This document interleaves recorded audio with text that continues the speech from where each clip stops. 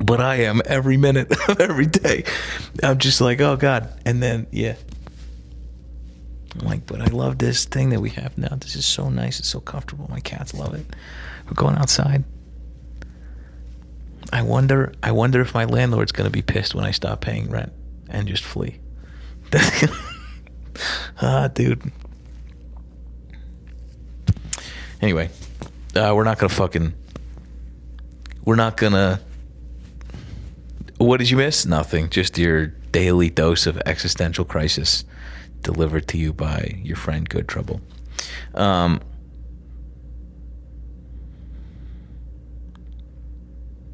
Anyway,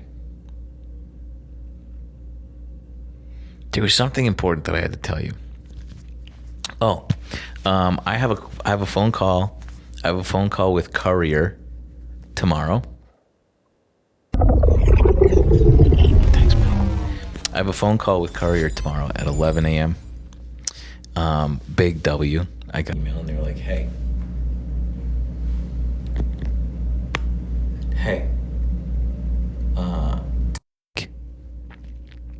Very vague. They said, yes, thank you, Mike. They said, phone call tomorrow? We're doing a project. And I said, in. And then later, the same day, today, I got an email from Crooked Media. And they said, hey, we'd love to connect soon. And I said, what the fuck is happening? I said, hey, wait a second. Hey, wait a minute. What video has graced both of your fucking outreach departments? What did I do? So, that's cool. I don't know. It must be C-SPAN. It must have been the C-SPAN thing. Although my video this is such a dumbass thing, okay? The video I made about the C-SPAN thing got like 40 people saw it. Nobody fucking saw this. And then on every video that got like millions of views of me lambasting like Mike Johnson, like millions. One video has like 7.5 million views of me just laying into Mike Johnson. Is like all the comments are like, that's good trouble, that's good trouble, that's good trouble. I'm like, this is sick.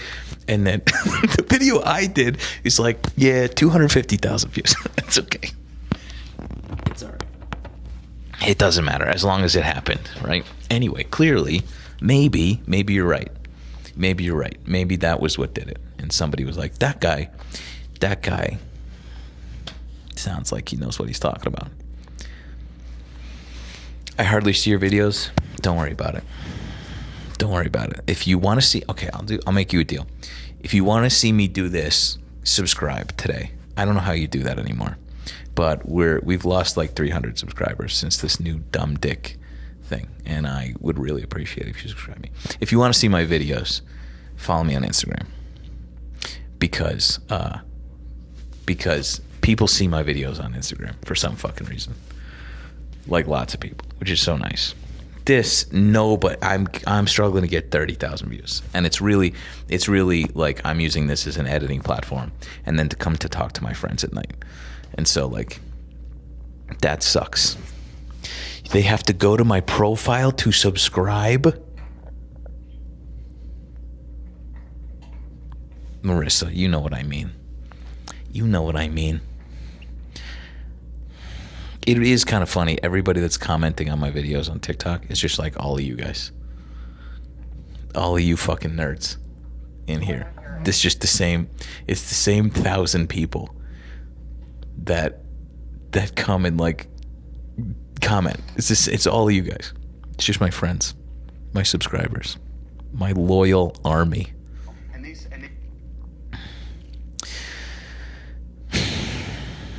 Anyway.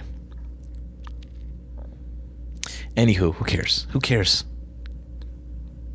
Don't sub on the profile. That's not super fans. April, you're going to have to come explain this to me. If you've got a good handle on this, I don't fucking know. Holy shit, he changed his name again?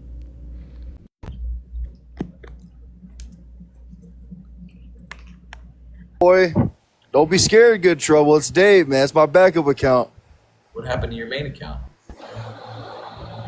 It's banned. Oh shit! I don't even know if I can say that. You got banned? Yeah, man. Why? But I'll be at the gym, dude. Sunday. I mean, dude, I'm gonna own you Sunday, bro. I'm not gonna, bro. I'll be at Planet Fitness. What time? Probably like, I ain't gonna lie, late, probably like 9, 10 o'clock, late at night. I gotta get prepared for this shit. You know what I mean? I gotta get one of those wife beater shirts on. I'm not doing a push-up or fucking contest with you at 11 o'clock at night. Well, see, you're scared. See that? Yeah, that's why. No, I'm a fucking human being with a job. You're scared, dude. You sit on TikTok all day. Come on, man. Is that not? Are you not entertained? And you hurt your leg. How do you work? I didn't hurt my leg. How do you work? Come on, man. I hurt my back.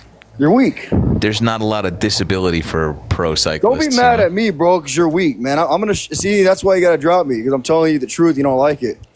What's your max leg press? 600. I told you. 600, bro. Is that real? Is that for real? Yeah. I don't come want on. to think I'm lying, bro. Come on. Is that for real? I just can't wait Sunday, man. I'm gonna you gotta be ready though, man. Don't be scared. So 600 is your max leg press? You're scared of me. That's why you don't ever bring me up. How much do you weigh?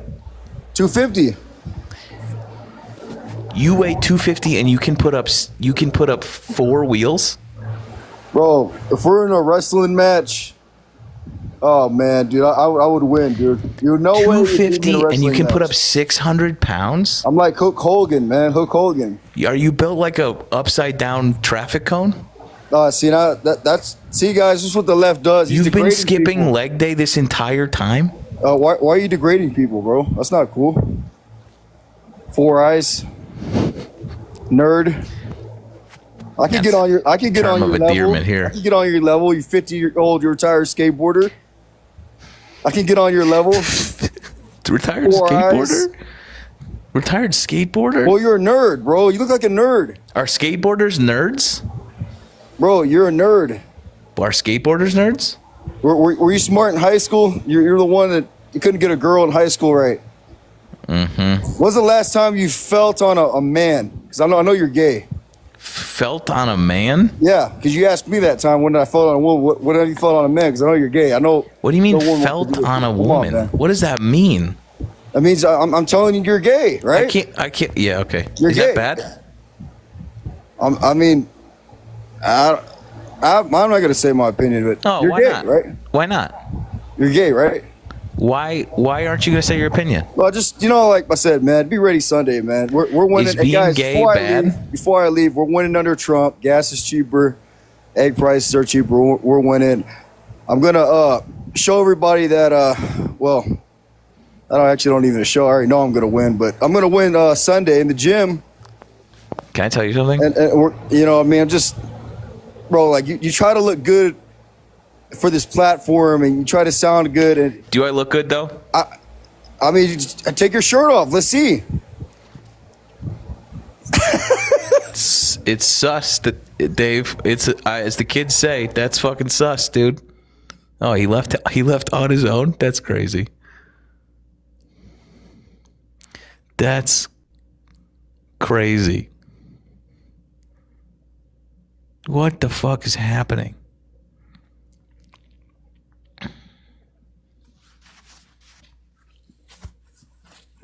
That guy, as Olivia Juliana would say, is strolling. He is out and he is strolling, you know? He is strolling hard for sure. How are you? Great. How are you? I just woke up. No, then just relax, dude. We can do this another time. I'll explain it. So when TikTok changed to superfans, everybody that was subscribed automatically became a superfan. Right. And superfan is for lives only. It's only for live content. And then there are also subscriptions. And subscriptions are for video content only. So like sub-only videos. That's it. That's what's on your profile. Are people subscribed to that also? Let me look. Why would they do this? It says show 57 people that are subscribed to video content.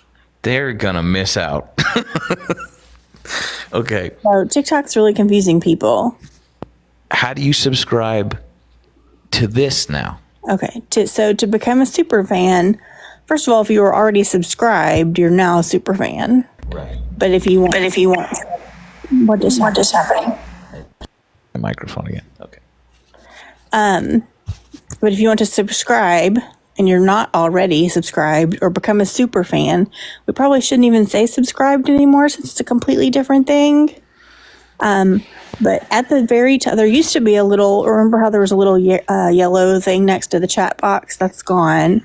So you have to go up to the top where your gift goal is, and it'll go back and forth between the gift goal and super fans. And so you click on it when it scrolls to super fans, which is like an orange heart with a little ring around it. And you can subscribe there. And that's where you become a super fan. You can also scroll if you see the goose and it's not the super fan, you can just scroll. Yep. Which is very weird AI, but you can just do that. And $13 Canadian. It's not. It's $9.99. I hate that we don't have a fucking choice about what the pricing is. It seems insane to just be like, guess what? Now we're going to put it at a price that is like that disincentivizes people from doing this. It is insane because some people used to have subs for $2.99, and some like Carly, yours was $5.99, Carly's was $7.99, and now it's just $9.99, and you can't do anything about it. And that's, like if you just have one favorite creator, that's not a big deal. But let's say you have like 5 people that you regularly watch and you want to be like $50 a month. Yeah, right. And if that person is sorry. Marissa said, I stopped donating to Doctors Without Borders to sub here. And that's what I take. That is the level of dedication that we're looking for here, okay? Can we just all lock in and get on Marissa's level? Those kids can handle one less doctor, all right? Just fucking focus on what matters. What's important? My electricity bill, okay? She's kidding, by the way. Just for clarification on the internet, she is joking, and so am I, okay? Keep going. Clipped automatically. Damn, ruined. Canceled again. So if people, I know you probably won't do a lot of sub videos because you haven't in the past. But if there are people out there that do both, then you're gonna have to pay the $9.99 for lives and the whatever they are, because you can still pick your subscription price. Oh, I didn't know that. Yeah. It's probably like $1 for videos. 57. That's awesome. No, it's still your old prescription or subscription price. It's still $5.99 for the videos. Speaking of prescription price, God, yeah, we should just figure out how to charge a monthly fee for Discord. That is what we're going to do in Carly's. She's going to not have super fans anymore, and she's going to monetize the Discord. Yeah. So in order to do that, ownership had to be transferred to her, obviously. So if we want to monetize Discord for you, I'd have to transfer the ownership to you, and you'd have to have it for 30 days before we can monetize on Discord. I think that would make a ton of sense, because then this Oracle thing is bad news. I think our days on this app are actually numbered now. And I think that if we were going to migrate to, let's say, Twitch, it might make sense to go and do something like that. So I think so too. And it will also be a really huge help in the sub-only channels in the Discord, because then it would just automatically be a thing and the mods wouldn't have to automatically add people in. People wouldn't be who were automatically added in. They're not getting removed when their sub expires like they were if they subbed through the account and then I think my kid is pacing back in my room. I'm sorry. Hang on one second. You're fine. You're fine. I think that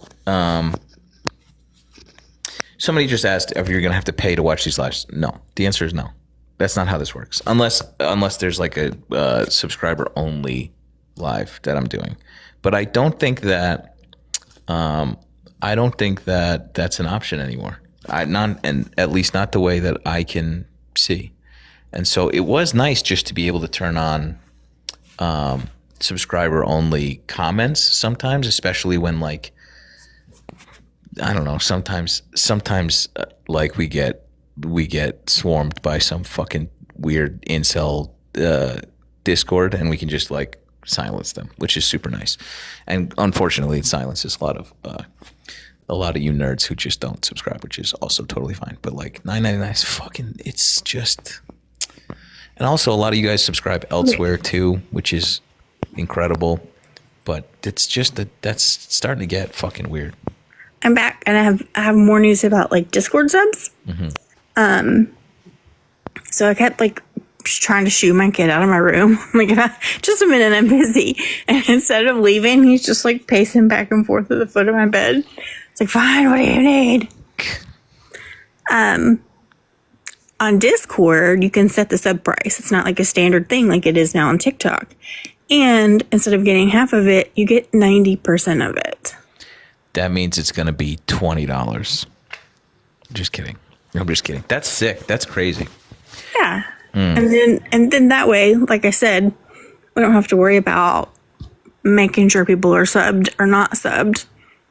Since there is literally no option to connect now. Go back to $5.99, and that's fucking, yeah, dope.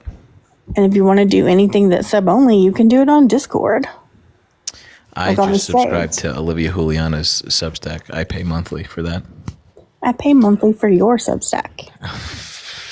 Okay. Well, there's going to be pictures coming after No Kings, so look forward to that. I will. Great. I'm excited.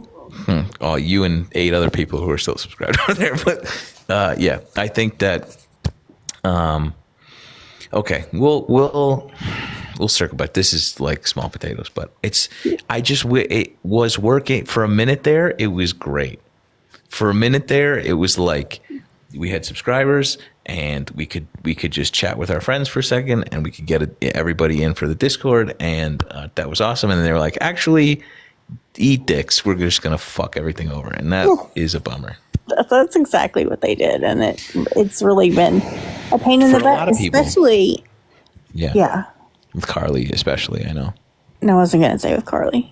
No, Carly's crushing it. I'm gonna help Carly do her little thing. Do her what little thing? She's doing a she texted me about a fundraiser later. Do you mean like her marathon live? That's the day I get there. I'm going there. I'm leaving for New Orleans next Thursday.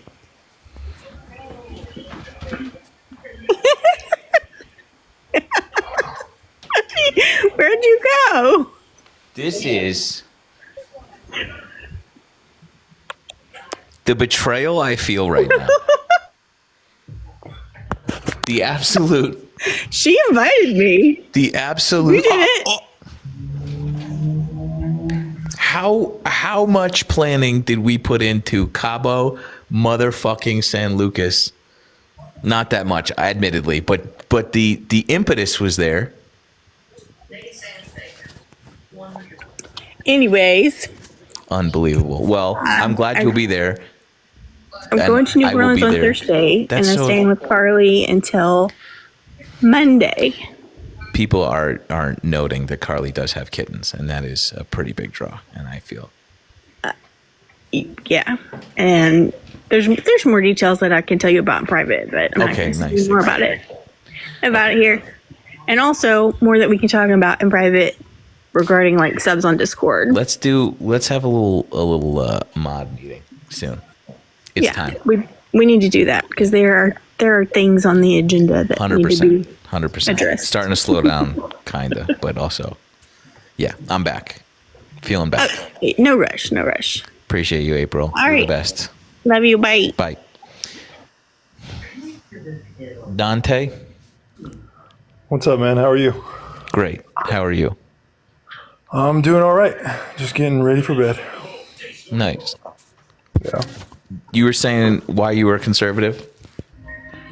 Well, I posted I'm a conservative because I want to conserve the Constitution.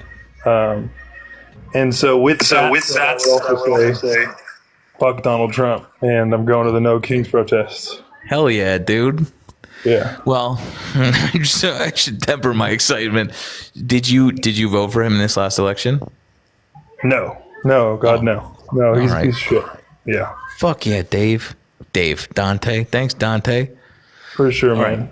That's exciting. And golly, do we need more of you guys? Yeah, I agree. And are you going to the No Kings protest? You bet your butt. Awesome, dude. Well, I know it's a long fight, but appreciate what you do. Appreciate you, guy. Thanks for coming up. Sleep well. I have to go get my cat out of whatever fucking cabinet she just crawled into. There's fucking 1,300 people. There's 1,300 people in here. Did you get in this cabinet? Are you out of your mind? How did you get in here? She can get in these cabinets and then she can't get out of them. Come here. You big dumb idiot. Come here. How did you get in there? They're so much heavier than they were at home.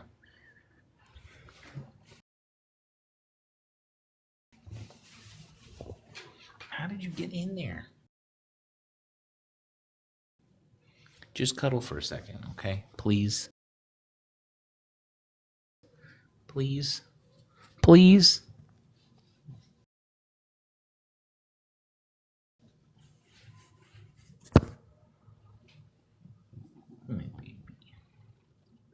Okay, goodbye.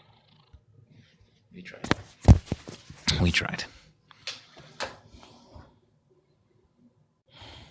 What?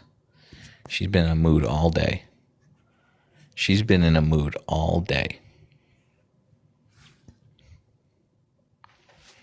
It's not cuddle time. Although now, for the rest of the live, I'm just going to be covered. I thought I had a lint roller up here for this exact occasion. I can't look fucking disheveled, although I'm going to pick up this cat in 2 seconds because I can't keep my hands off her. Will you cuddle me? Look at this. Why would you choose this position? Why? Why are you so weird? Why are these animals so friggin' weird? No, I'm just gonna loaf away from you, okay? Fuck you. I know you just rescued me from the darkness that I enveloped myself in, and that I was scared, and you rescued me. But actually, fuck you. You know? She's not guarding me. She's like, fuck you, dude.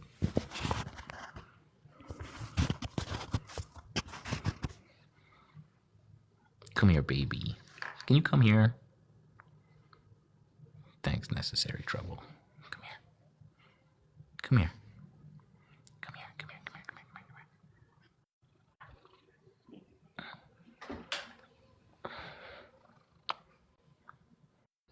Can you just relax for a second? Please. Please.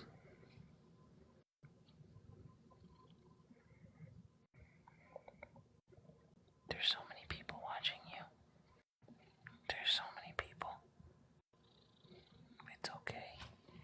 Alright.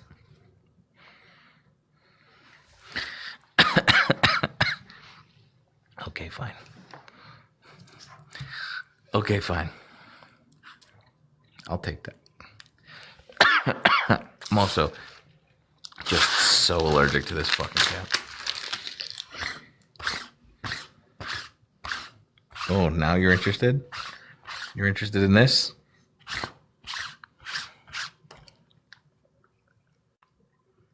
You want to come sit in my lap? We're not getting anything done right now.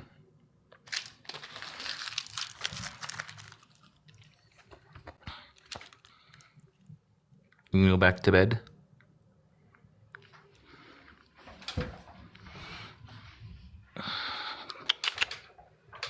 Come here. Okay. All right, we're back. We're back.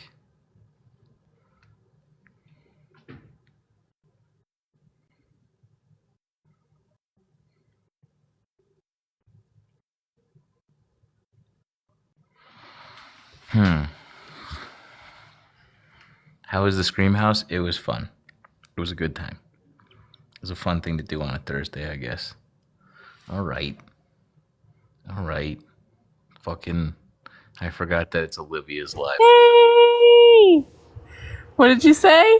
I forgot that it's Olivia's live. No, I actually genuinely have to go to bed, but I wanted to come say hi so bad and say, you're so rude for not responding to my very nice message.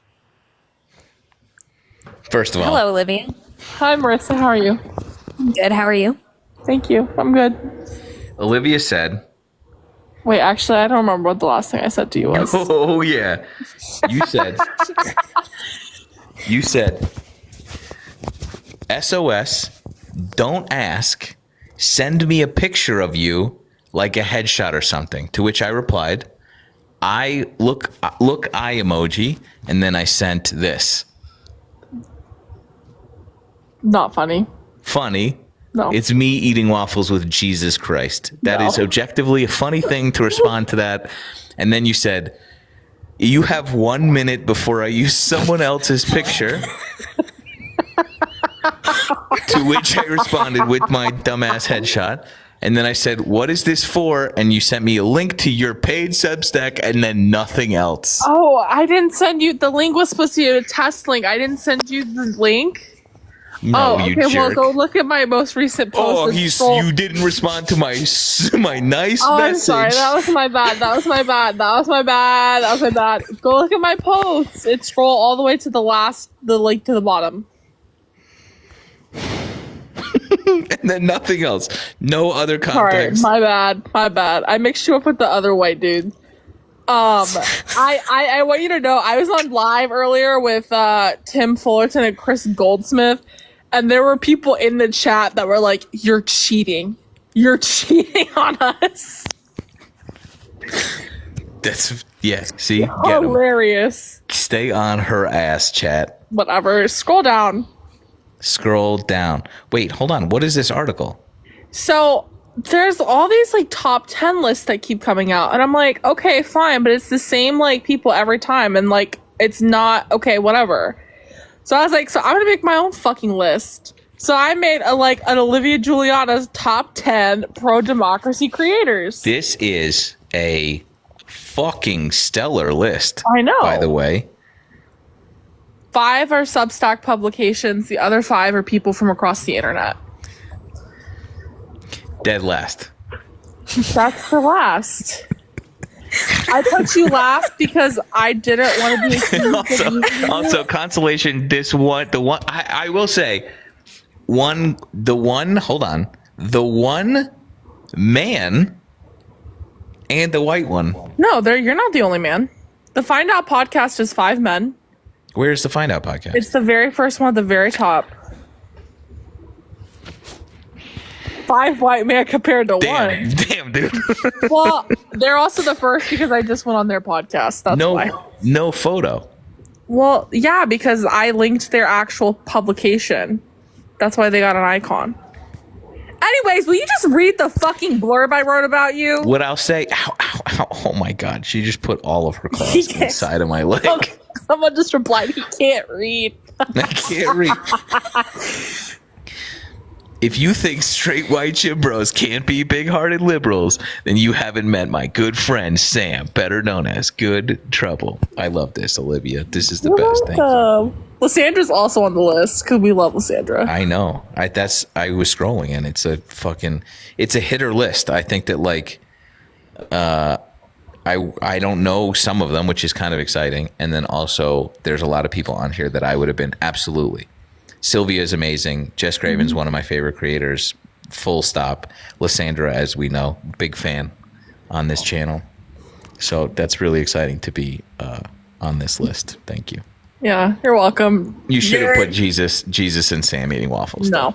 Well, I wanted to use you in like the cover photo, but you didn't respond, so I had to go find a shitty picture of Luke because I couldn't find it. But for the record, I googled you, and I tried to find a picture of you on Google that wasn't you on a bike. Do not lie.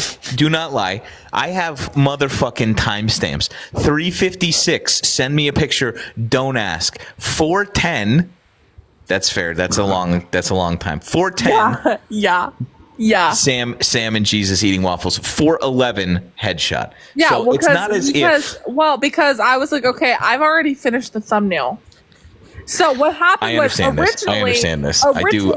Yeah. Your picture was you on the little fucking trike. That was your original picture. Should have been. So when you sent me the headshot, I changed it. You should have said. What you should have done. You should have just put Andy Samberg's photo. No. Come on now.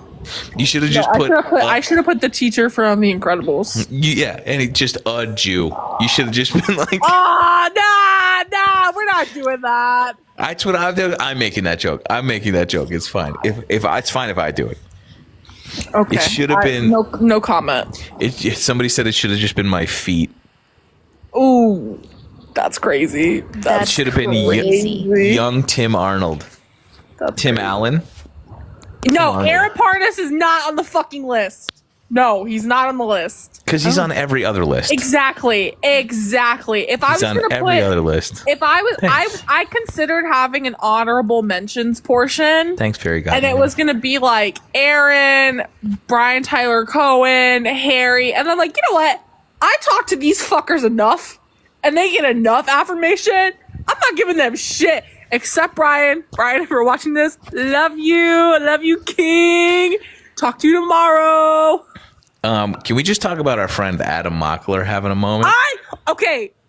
Adam wasn't going to be on the honorable mention section. I was going to have a section that literally said special honorable mention Adam Mockler. I'm going to be so dead ass with y'all right now. I am obsessed with him. Yeah, I am obsessed with him. He is the coolest fucking person. I just texted him like literally 20 minutes ago. I was like, Adam, I just want you to know, don't forget about us little people, because I see the trajectory that you are on right now, and I know where this is going, and I want you to understand like how good of a job you are doing. He's doing a great job. Fucking incredible. Yeah. And fearless and cutting. Oh my god, just amazing. Yeah, and I'm just like, I have such misplaced pride. I'm literally in love with him. Like, he's incredible. Like, Who is this? You guys have seen. Amazing. You guys have seen him. I'll pull him up real quick. You ever see a white boy spitting game in a debate? That's Adam fucking Mockler. Adam is.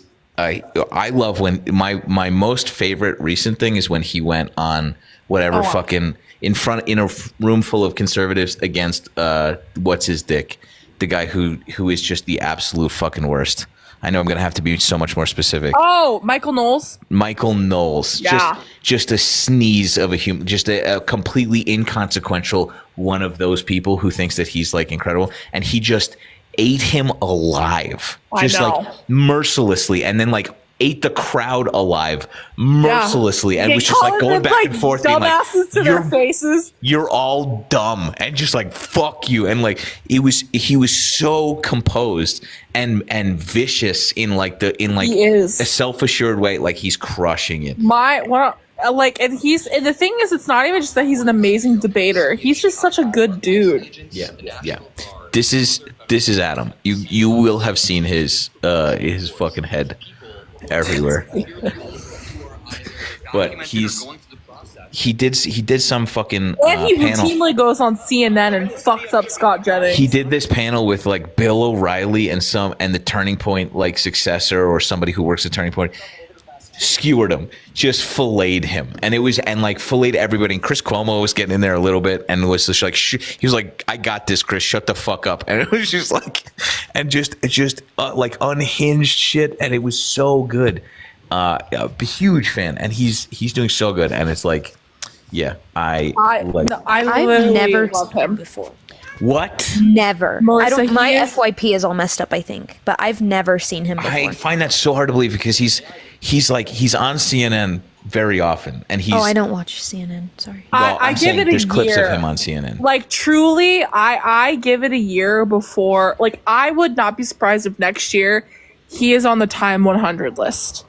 Like that is how talented and He's just working hard too. Like people don't know how hard he actually works. I know how hard he works. So one of my friends who works with him, he busts his ass.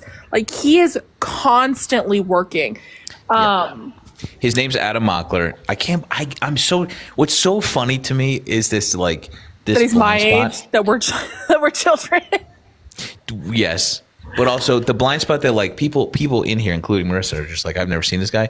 And like he takes up so much of my sort of like I don't know, in the list of top 10 people that I like would identify as doing a good job. He is like that bubble in the bubble cloud.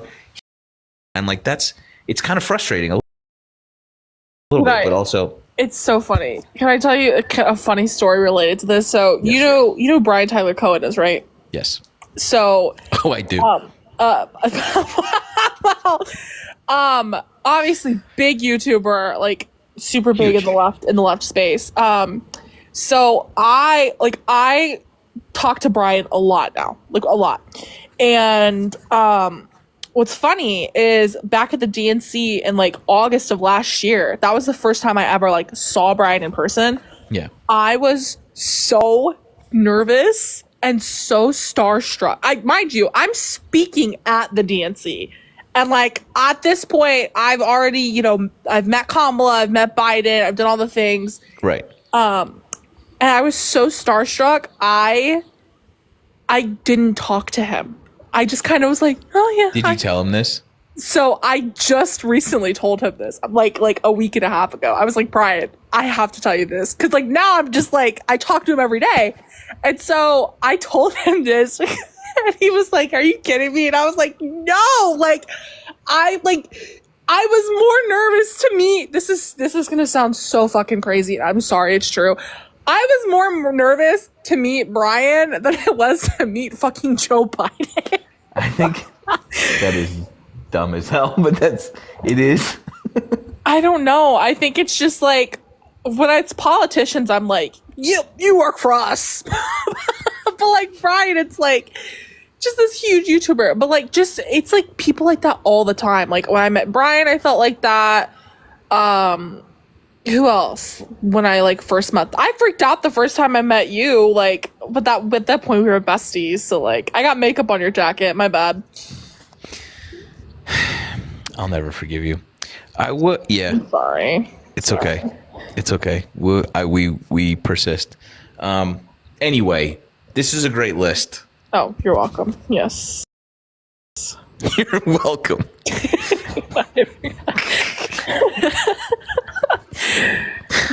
Guys, no one knows where Dash is. I don't know where he is. And honestly, if I had to guess, brother's probably just chilling the fuck out like the rest of us. Go look at my page. I don't fucking post either. Like, it's rough out here. You should. Yeah. What should I do? Can I told our friends earlier. But I'll tell you this. Tomorrow I have a call with Courier. That's exciting for me. Wait, what kind of call? We can talk You later. having like a negotiation call and you're telling people online? No. Nothing like that. They were just like, we're interested in working with you. Let's get on the phone. And I said, okay, great. Nice. That's like, I don't know. I have more followers than them, but it's also like kind of exciting to. We need to That's talk. not how it works. What are your deals by me? Just let me help you. Cool. I helped our friend Jared. I'm helping him because I told him, I was like, you need to get on Twitter. And he was like, nah, I don't want to do that. I don't care. And I was like, you trust me? He's like, sure. I was like, so you know that article of all those fucking dorks, the Republican ones that are like, I love, so one of their friends was on Twitter and he tweeted something that was like, everyone criticizing me is fat and ugly and can't get women and da-da. And I texted it to Jared and I said, Jared, I will give you $100 if you quote this with a shirt picture. So our text messages back and forth are Jared sending me a bunch of shirtless pictures of and I was like, bro, if people fucking saw screenshots, I was just gonna say, what the fuck is going on? Leak the chat. That would be the funniest thing. Wait, meanwhile, hold on, let me green screen something. You'd be like, this dude's in my DMs a lot, and then just like. Olivia, did you retweet it? Because I do follow you on Twitter. Yeah, I'll have to go find just it. Go to yours. Meanwhile, this is what I'm fucking sending. This is what I'm sending to Jared. He's like, I'm sending this, and I'm like, do I look pretty like this? So proud of you. No, I fucking called him earlier, and he was with his friend. He's with his friend. He answers, and then he's like, "Oh, I'm with my friend right now. I'm on FaceTime." Like that. And I'm like, "Oh, do you want me to say hi?" And he goes, "Sure." Turns the phone around. And my first introduction to this person, to this man, is me in this mask. I'm just like, hey, what's up? Listen, if he can't accept you during self-care, he can go fuck I don't give a himself. fuck, please. That's what I'm saying. I have one more bit, and then I gotta go to bed. I've been on a tangent recently. Setting up her tight five for the Apollo. Okay, here we go. I had a conversation earlier today about dating because I work so much now. I wake up at 7:30. I work. I eat dinner. I go to bed. Like, I just have no free time anymore. And so I have a friend who's in law school, and he called me, and he was talking about how hard it is to date. And I was like, dude, I understand why young men are so mad now. Follow me here. Okay? If I was told, get a job, work a 9 to 5, like by society, you'll make enough money to provide. So when you go home, you got a hottie at home, you got clean clothes, you got food, all this shit situated for you. All you gotta do is just work your 9 to 5 and you got it. Because I fucking get that shit now. Because if I was promised that and I didn't get it, I'd be mad too. And then it made me realize, you know what? People are like, you should be aspirational. Like, you should want like a doctor or a lawyer or this. Mama can take care of that shit, okay? I got this. I want someone who, when I get off work, they are done. They are off work already. Find me a car insurance salesman. Find me a realtor, okay? I need someone that when I get off work, he's there, he's done work, he's happy, he's chilling, there's a lasagna on the table, and we can sit out, and we can watch Desperate Housewives. A little fajoule. And go to bed. I'm just saying, Olivia. we don't all need to date men who are doctors or lawyers or work in the government. I'd be happy with a car insurance salesman who's got a good 401k. The good news is, you will find that guy. There is no shortage. Or woman. I am into women. However, I find dating to be degrading, and I just won't subject a woman to that. Like the process of dating? No, I find me to be degrading when I'm dating. I don't treat people well, and so I won't subject a man or a woman to that. But I'm okay subjecting a man to that. I think Fair. I think a little But harmless. maybe a little bit of therapy would help that out. I've got time for that. I've got time for that. Oh, brother. Sounds like a couple things we gotta unpack. Nah. Nah. Nah. Yeah, what are you gonna do? Who's got the yeah, I time? do. You just heard her. She got to go to work. She got to eat lasagna. She got to go to bed. Where I you have find two me? jobs, and I go to psychiatry and You find me psychology. therapy. You can find the time. We get it. You're better than us. We get it. This has Olivia, go to therapy. It's really good. No. It's really good. No. All right. What is this? Communist Russia? Don't tell me what to do. By the way, Touche. did y'all watch the Cuomo Zoran debate? I just saw a clip of Hassan watching the debate, watching Cuomo like say Hassan needs to be put in jail or whatever. He said He didn't condemn Hassan for saying that we needed 9/11. No. There's a jump. He says he won't condemn Hamas. He won't condemn Hassan Piker. What a fucking jump. What a dummy. Oh my god. And then look, Zoran fucking cooked him. And I think the funniest part of it is the portion where Zoran was the most exasperated was when they were asking about basketball teams. And they were like, pick your team. Zoran was like, I think he says the Knicks. I don't know. Something about basketball. But Cuomo was like, I'm gonna go half and half. And Zoran like throws his hands up in the air and goes like, this is what New Yorkers are tired of. Pick a team. Like, it was so funny. I watched it actually too, but I watched it. You know that? Oh God, what's her account name? Is her name Brenna? Who does like the fact checking? She just did a Pearl Mania fact check. Yeah. She's great. Great. She's so great. She's great. Can I show you something? I've been doing this kind of a lot, and I've just decided that this is important to be doing for our friends. Let me see. Hold on. Oh, sorry. Is it Brina? Brianna. Okay. I just Brianna. found She's her. live right now. Live right now. I slid into her DMs, and I was just like, hey, you're super good at this. I just wanted you to know. I think that like we need to be doing that a little bit more. I just was like, no, you don't have to respond. I was just like, I'm a huge fan of yours. You're doing so fucking good. That's nice.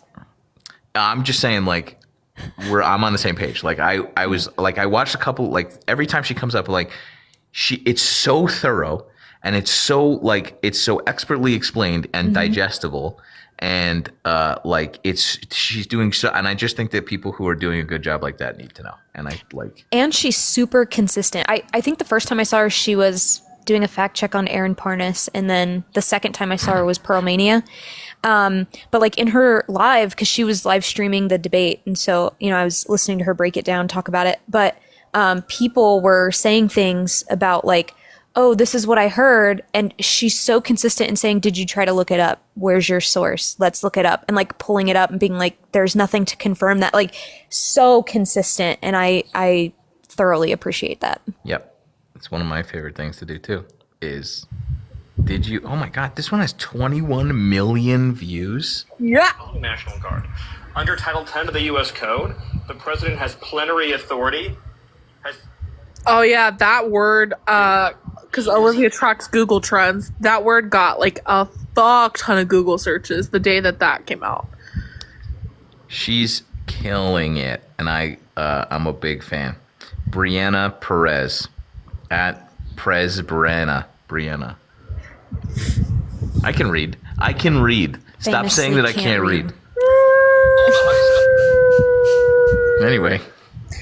Okay, guys, I'll be back tomorrow night if you're live. I'm gonna assume yes. You don't have plans.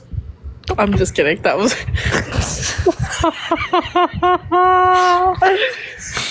First of all, that's true and sad. And second of all, how dare what the fuck, dude? Whatever. That would really I'm on the hurt list. my feelings. It's fine. I'm not gonna lie. It should hurt your feelings. You did make the list. She did it to you too. Well, this time. She usually only does it to me. Now she did it to both of us. I feel like I get brought up. It's like a compulsory thing now when Olivia comes up. So what? That's fair. If Brianna says that she wants to join, I'm gonna kick you out, and then see if we can do. No, but I'll it's say cool. goodbye. It's fine. You know what? You don't even have to. Come right? back. You were a joy and a light. Oh, thank you so much. Get out of here. Okay, here we go. Oh God. Now watch me fucking struggle. Yeah. Oh, we're just gonna fuck up our mic.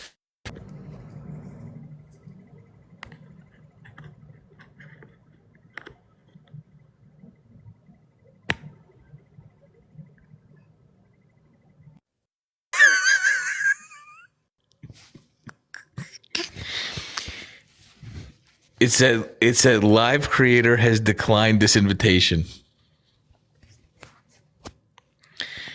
People in here be like, she's fangirling. She just said, fuck you, man.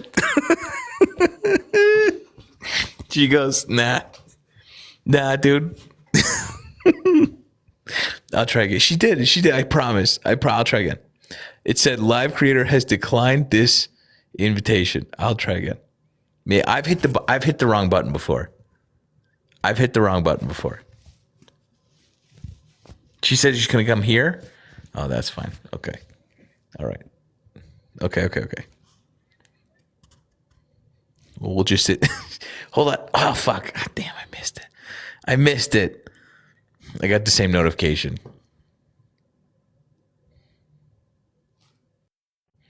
Gee whiz. Anyway. Who else are your favorite people that we're talking about? I've told you recently. Headphones. It's working. Hi. Hold on, I can't hear anything. We were just talking about each other, I hear. I know. She had to big dog me is what happened. She needed to invite me. That was and that's fine. Hello? Hi. I can't hear. Damn. You look like you've been what, is this happening all evening? How does this work? Two grandparents just can't figure out I can't the hear what internet you're together. That's the best. We'll try again. I was just fangirling about you. You can hear me, so that's good. But I was just fangirling about you. Same. How about this? I'm gonna hop down and I'll just request up if that's cool. All right. We'll figure this out another day. Okay. Okay, bye. Bye, guys. Two elderly, bespectacled political content creators. I will say this, first of all, elderly is a psychotic thing to say about somebody else. The inside joke being that I'm old. Two bespectacled, nerdy. Also, not for nothing, she looks like she's got her set up as much as dialed as mine, or more, let's say. We'll wait till she gets over here. Let me think.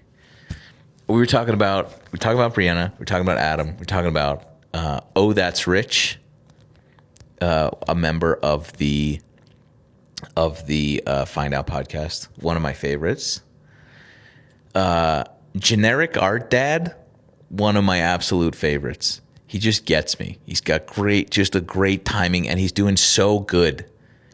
He's one of my faves. Brenna, got it, Brenna.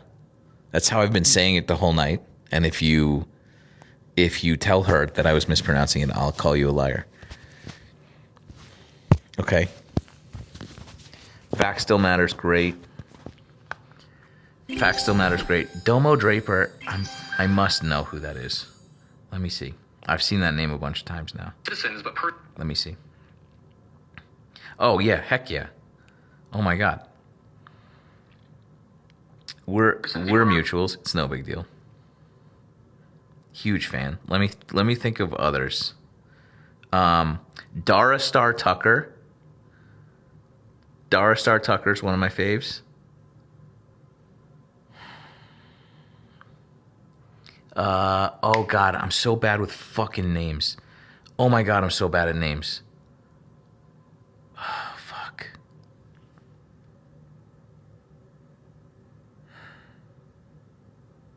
I shouldn't have done this. I should have just written this down.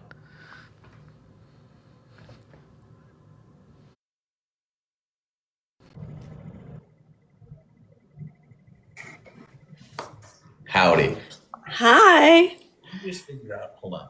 Oh God, Jesus. Oh my God, finally. We were Oh no, this was not the right move. This wasn't it. I was just about how neither of us could figure out how to fucking work the internet together. Yeah. There we go. Oh, hello. Okay. Hi. Nice to meet you. Finally. You too. We were just over here, just talking about how great you're doing, and I was like, you were brought up entirely separately, and I was like, I just slid into this woman's DM, like, hey man, because the last like 6 videos you've done that I've seen just organically, I'm like, God damn, these are good, and like they're just so like digestible and so like entertaining still, and it's such a hard thing to do, and it's like you're doing such a good job, and I just Thank you. Damn. Wow. Thanks. Thank you. It's funny. I've been trying to come up to your live for the last couple of nights because I wanted to like properly meet you, but yeah, you've been debating. But like 2 years ago, I think, maybe a year and a half, I tagged you in a video because I got compared to you a lot. I used to have glasses that were very similar to yours, like the tortoiseshell one. And there was I have like a Polaroid t-shirt, and I guess you were wearing like and people were like, you guys are the same. Today, I got called a sapphic good trouble. And I was like, that's a highbrow word to use. That's a $20 word for this. Oh yeah. That I like that all that the only thing that you need to be to have as for a like basis of comparison is to look vaguely similar with face accoutrement. Yeah. That's glasses. it. That's it. Speak about politics, be bespeckled, and that's exactly. Yeah. I did. Right. I mean, I used to debate as well, but I would only sometimes get as heated as you because I would get banned a lot. Oh man! Once in a while, I'd get heated, but yeah. I admire your ability to remain unheated. So you don't bother now. Sometimes it happens. Sometimes I'll get goaded into it. It's really hard not to get baited into it. And I'm totally aware that they're baiting me into it and stuff. I found, so historically, like, as you know, I'm like, I don't find it very easy to remain even keeled.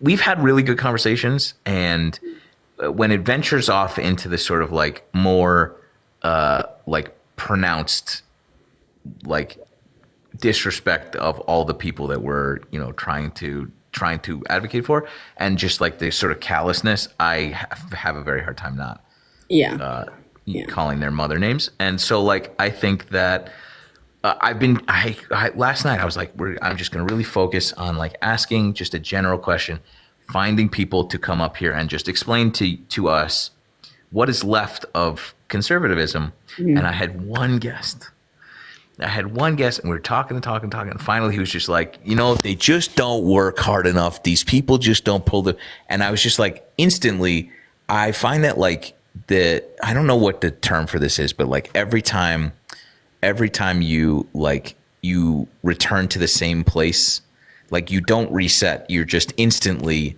at like boiling over. And I just like, I found myself just, I don't think that I possess the capability to remain even keeled about this shit anymore. Like that we're talking about, like when people are, doing what they do, which is just like casually like dismissing people's humanity. And I'm just like, I fucking hate you guys.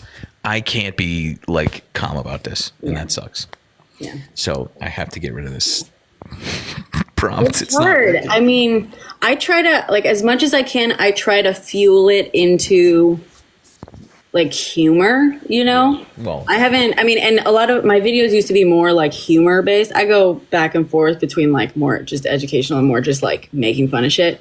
I try to, because I also get comments that like really send me into a rage, and I'm just like, so I try to trick myself into I'm like, you know what? I'm going to write my ragey comment laughing.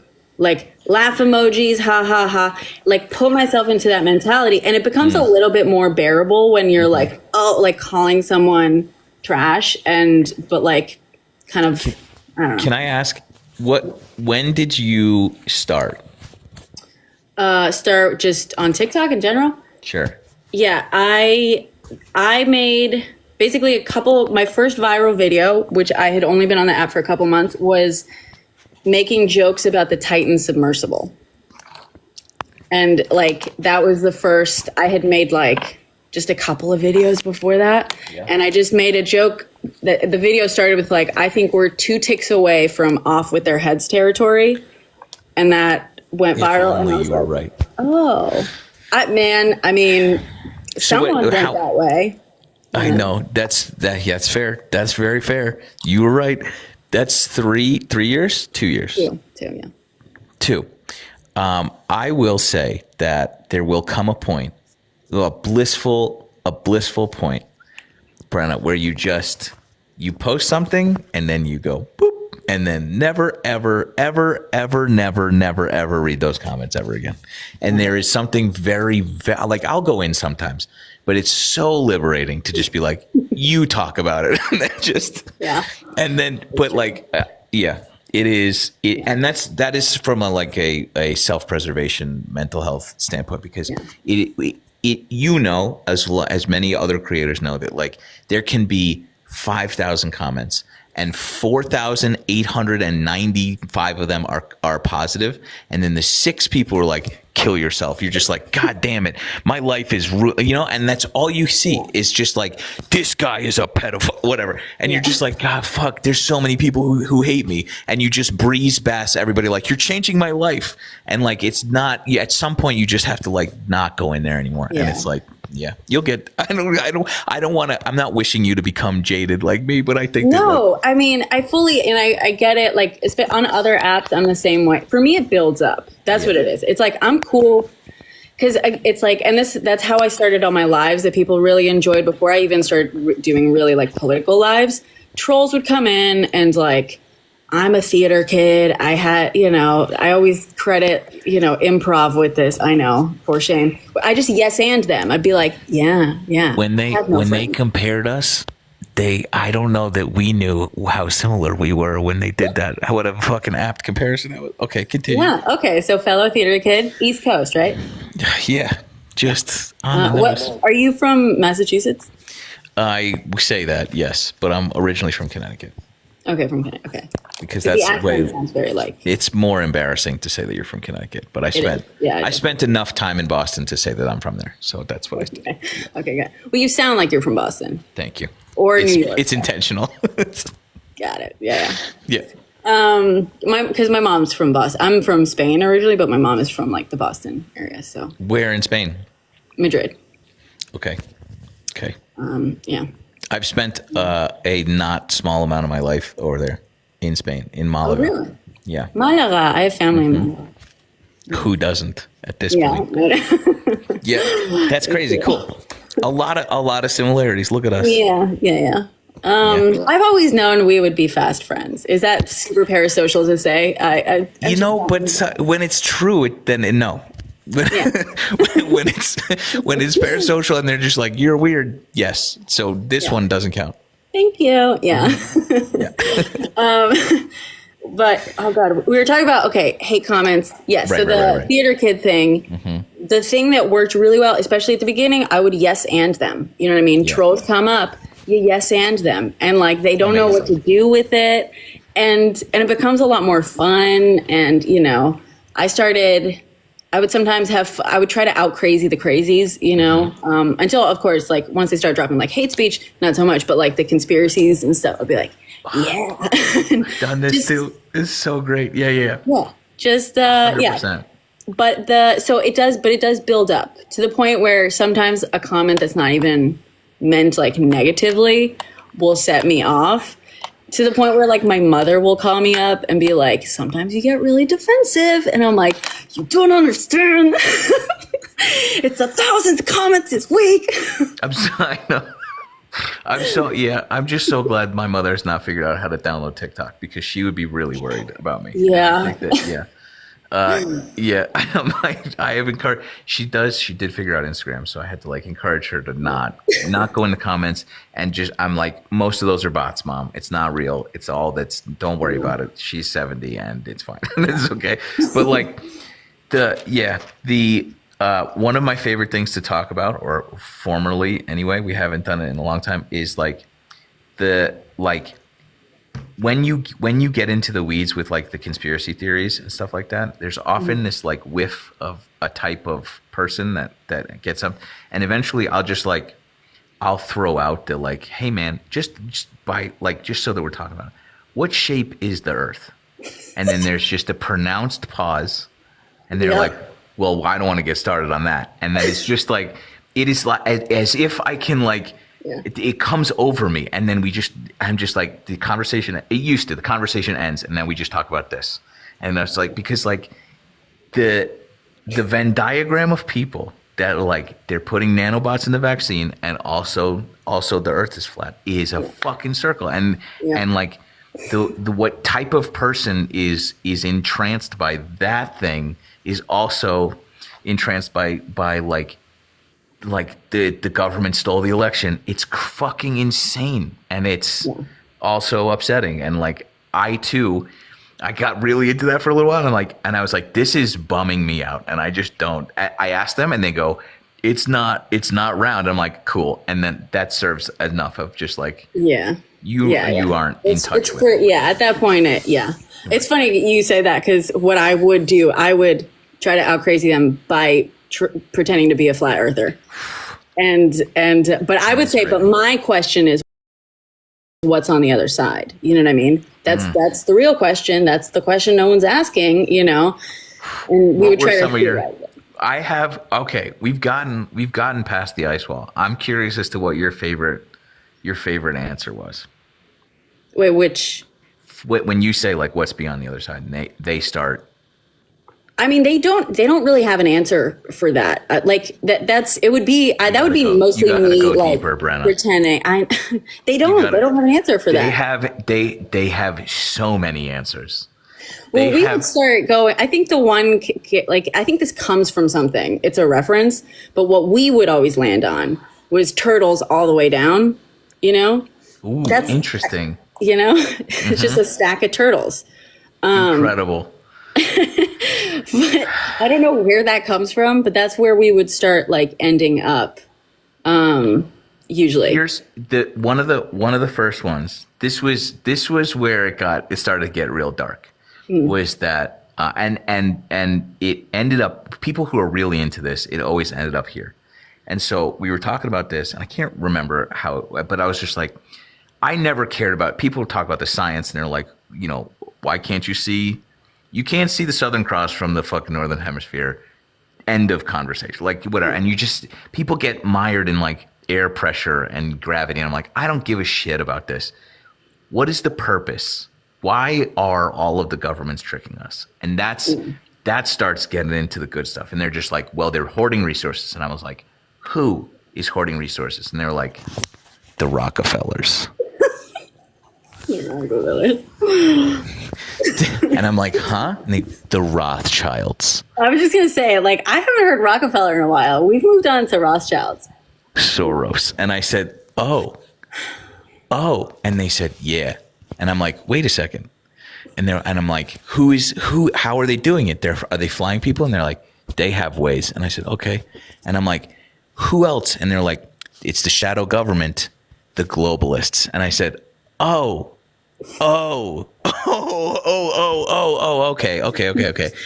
And every time, Bretta, it's like the Jews. And I'm like, oh my God, me?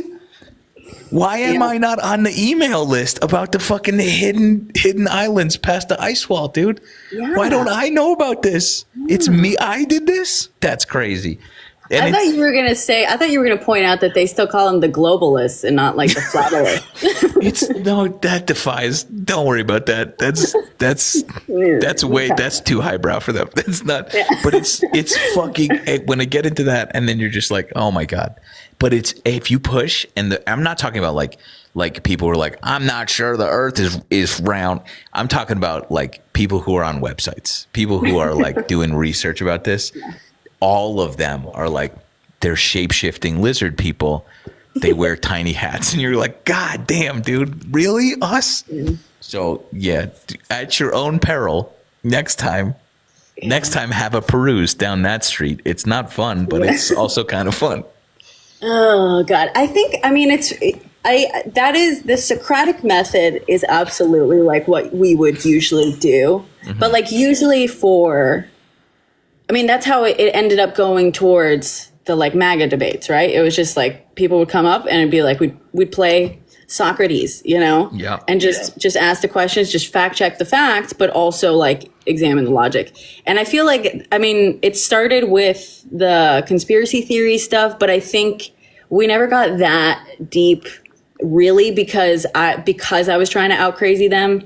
So I think, I missed it. It's all for the good. It's not, now where the golden road ends. So it's really not, it's kind of, sometimes it can be a letdown. You're just like, oh, all right. All right. Well, I was hoping for something new. I was really excited. Yeah. Yeah, it's just the Jews. It's just us, man.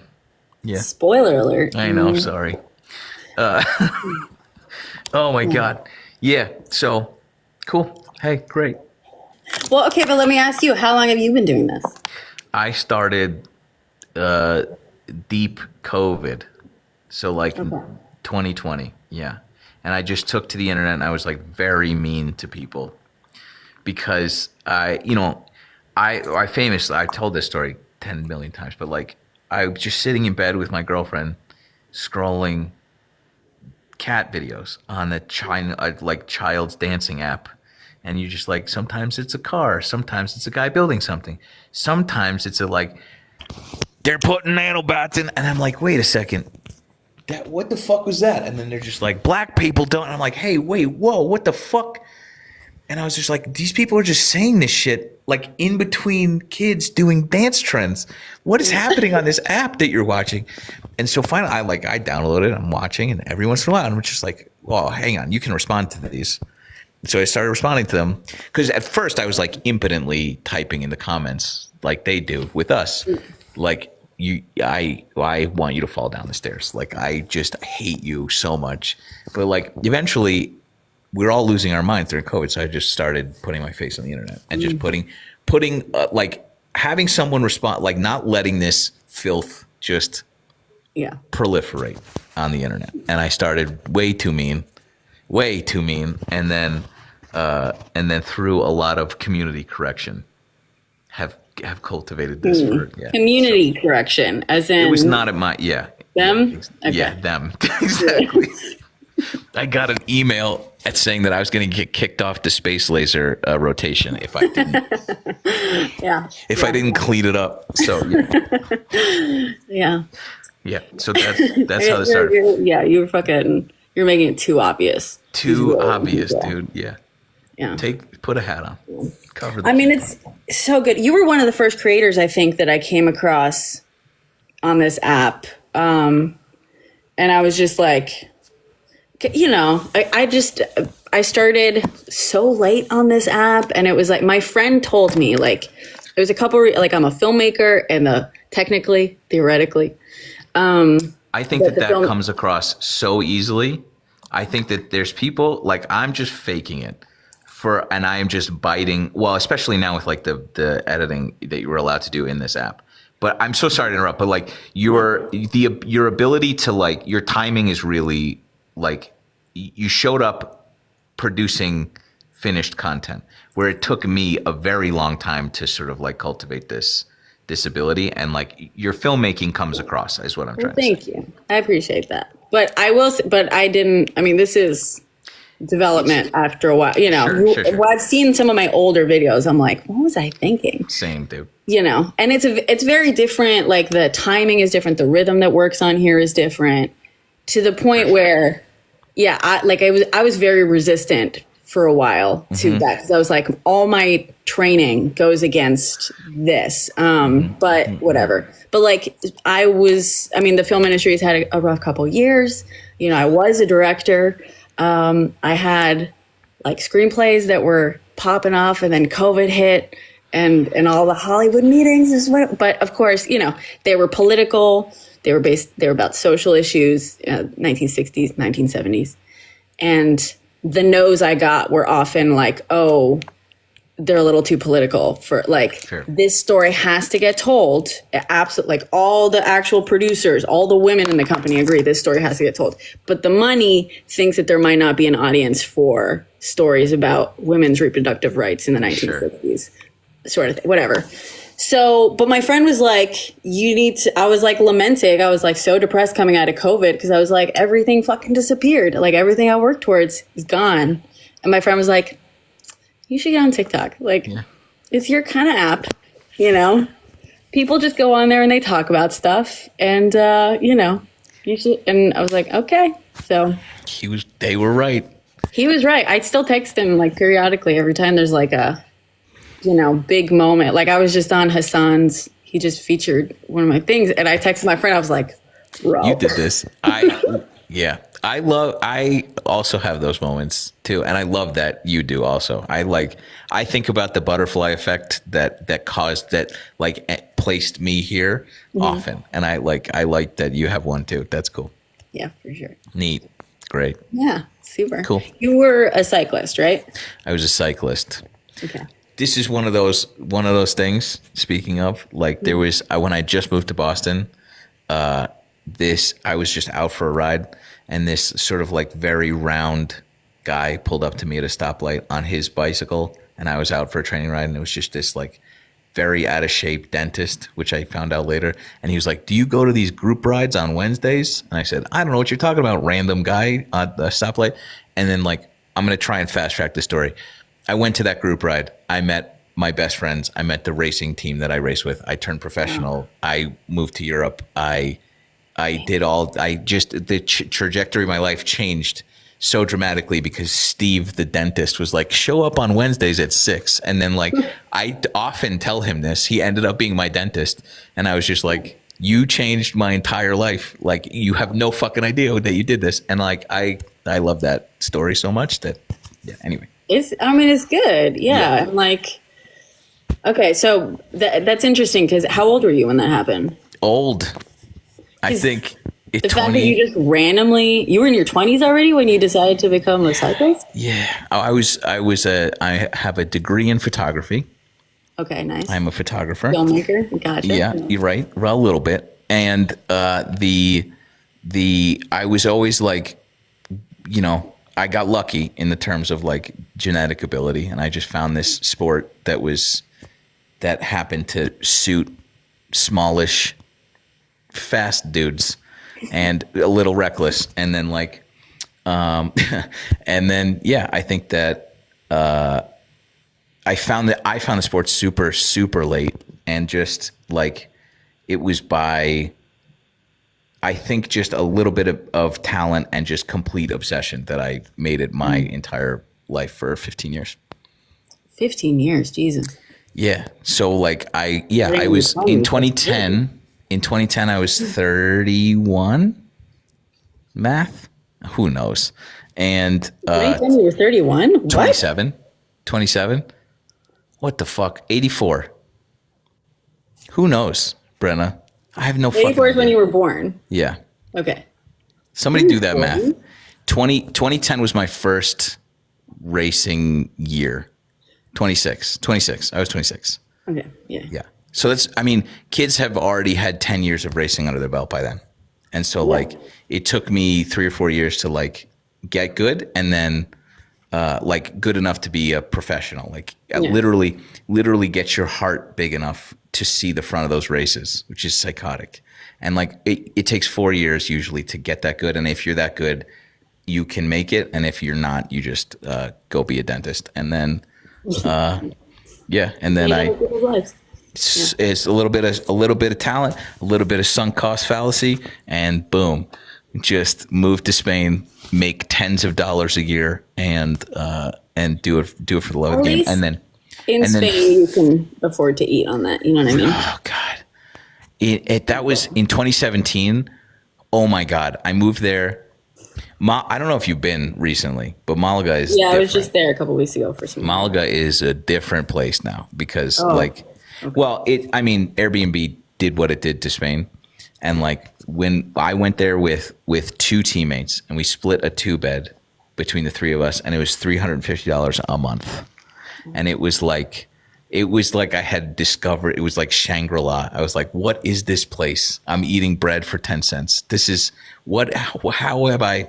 And it was like, off season. So like nobody's really going to Malaga for the winter except for like idiot scumbag pro cyclists. And like, and so it was very empty, but now like people have been like discovering this place, I think just because I didn't keep my big mouth shut, and like everybody has really honed in on this, and it's like, you can't really do that anymore. But I digress. So you said your mom's from Madrid? No, my mom's from Boston. Okay. I'm an idiot. My dad is actually, he's Spanish, but he was born in Morocco and grew up in Melilla on the like coast, which is actually, I was gonna say it as if you knew what I was talking about, and I realized like, no, that's a video I'm gonna make that I haven't made yet. It's about NATO Trump trying to get Spain kicked out of NATO, which I'm like, go for it. I saw that fucking headline, Brennan. I was just like, I can't right now. Like, yeah, there's too much other shit. It was one of the, and I don't know if that happens to you, but you're just like, yeah, I'm sure that's important, but I got like, there's other shit I can't. Oh God, I think a little of denial, but it's just like that. Don't do this, man. And there's other shit. I laugh. I should probably take that more seriously. I cackled because that was one of the conversations I had a lot of fun having with MAGA, who were like, fuck NATO, which like, listen, on the American side, I'm like, the US should stay in NATO. On the Spanish side, I'm like, US wants to fucking leave NATO. Like, fine, fucking enjoy it, because it's a racket. It's literally, my dad worked. My dad is like by training is an aeronautical engineer, but he built. He just created companies and stuff. But so after he graduated from MIT, he's the smart one in the fucking family. He built like this aeronautical company that ended up basically being like bought out or something by the Department of Defense in Spain. So he was there when Spain basically was like joining NATO and like all these fucking deals. And he fucking hates NATO because he's like, it's a fucking racket. Like, it's just to keep us spending all this money on American equipment, on military shit, on like air fucking technology, all that stuff. He's like, it's bullshit. But what I have fun talking to Americans about is like, because I grew up going to, and cut me off when I am yapping too much, please.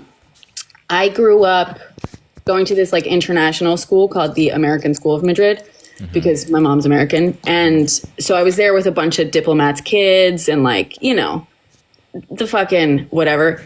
And so there was a lot of American kids there. And the reason there's so many American kids in Madrid or in Spain, to the extent that you can have a whole ass fucking school for it, is because of how important Spain is to the United States, like strategic interests. We have the largest, do you know Rhoda? You must, because you were in the South. I am familiar. Okay, so for those who are not, hi Oslo. Rhoda is a naval base technically, but it also has an airfield and also has military. And it's a place where the largest amount of overseas American military are stationed. Right. And it's like a whole fucking town, Right. We also have the Moron is another base, American base. We also have like NATO base, locations. But this Spain is, if anyone is unfamiliar, basically at the entryway to the Mediterranean. And I don't know if you guys know how fucking useful the Mediterranean is, but the United States has a little ally that is positioned right on the fucking other end of that body of water. And if you cannot access that body of water with big ass tankers, like it's very difficult to get things to your allies or ally. You know what I mean? Yeah, the CIA is there. There's a big CIA operation under the Madrid, embassy, shit like that. Spain also, for those of you uninitiated, I'm just gonna refamiliarize myself. There's first of all, right, Gibraltar, but also there is what did you say, Melilla? Yeah, so Melilla is where my dad grew up, and I would go. Right, Melilla is Spain, but it's on the African continent. So it's how Michigan has a fucking thing, and then there's a little bit of Michigan up there that nobody talks about. And am I doing that wrong? Hang on. You might be right. I didn't grow up here, so I'm allowed to not know American. That's fair. That's fair. Strait of Gibraltar. Yeah. So okay, doesn't matter. Who cares? Michigan has a little is on Wisconsin. Wisconsin has a hat that's Michigan. Oh, okay. Who cares? Anyway, it's weirdly so. Gibraltar is a United Kingdom territory, which is in Spain for everybody else who's not. And then also there's this offshoot of Spain, and it's all very important, controlling this waterway to everything else that's over here, and that's nuts. Yeah. Well, and also but there's considerations where Rhoda is the only naval spot where they can do I don't know the names of the ships without them in front of me, but the big ass fucking super important, basically the moving cities that they have, the only place in that area that they can stop over for the washdown before they can go back to the United States without endangering the entire American ecosystem is Rhoda. They you need access to the Mediterranean. It behooves the United States to have that access. It's also primarily, it's located in a great spot, not just for Europe access, but also for Africa access. That is the central spot for a lot of, overseas operations. CIA, like I said, there's big fucking operation in, underneath the U.S. Embassy. You didn't hear it from me, but that's, to a certain extent, we all know it. We do now. We do, yeah. No, I mean, they've got caught. There's been CIA has been caught, doing some shit. What haven't they been caught doing? Jesus Christ, man. But they will also anytime this, I should, whatever, who cares? The U.S. deserves it. Anytime the U.S. has contractors in the Middle East and stuff, a lot of the families are placed, they can't stay in the U.S., so they'll be placed in European countries and stuff. So I grew up with kids whose parents were contractors in the Middle East, and because that's crazy. Yeah. So you want to kick Spain out. Oh, and lastly, the other two things, Spain is at 60% of its energy is green energy. So and by 2030, it will be 81% is the goal. So it's far less dependent on Russian oil, Russian gas than everyone else in the fucking, in Europe. It is the second farthest or third farthest, it's very far away if a Russian invasion occurs. And I say this as someone who says we got to help Ukraine and stop the invasion. I'm not saying this as it's not our problem, but as far as that problem goes, Spain is relatively safe. And the one place that Spain is most at risk of being attacked, especially increasingly, is by Morocco.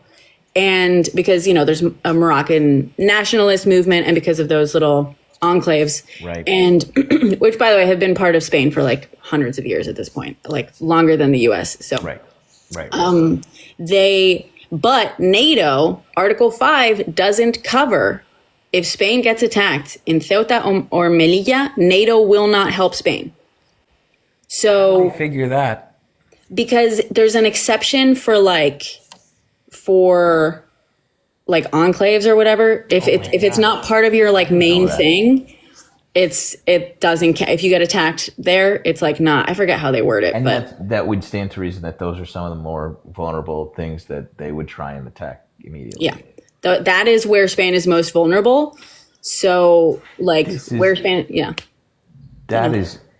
You should make a video about this. Unfortunately, I can scroll. You got to do this one. That sucks. That's so fucking interesting and also terrifying. Interesting is letting down how tense this topic is. But goddamn it, so many other moving pieces. Well, and also the Spain, its biggest terror attack was thanks to the U.S. Lying to fucking UN airport in Madrid. No, the trains. 11M. Yeah. Where it was retaliation for Spain supporting the US's invasion of Iraq a year earlier. Right. I didn't know that. Yeah. That was a long, golly. I just knew I must have known that.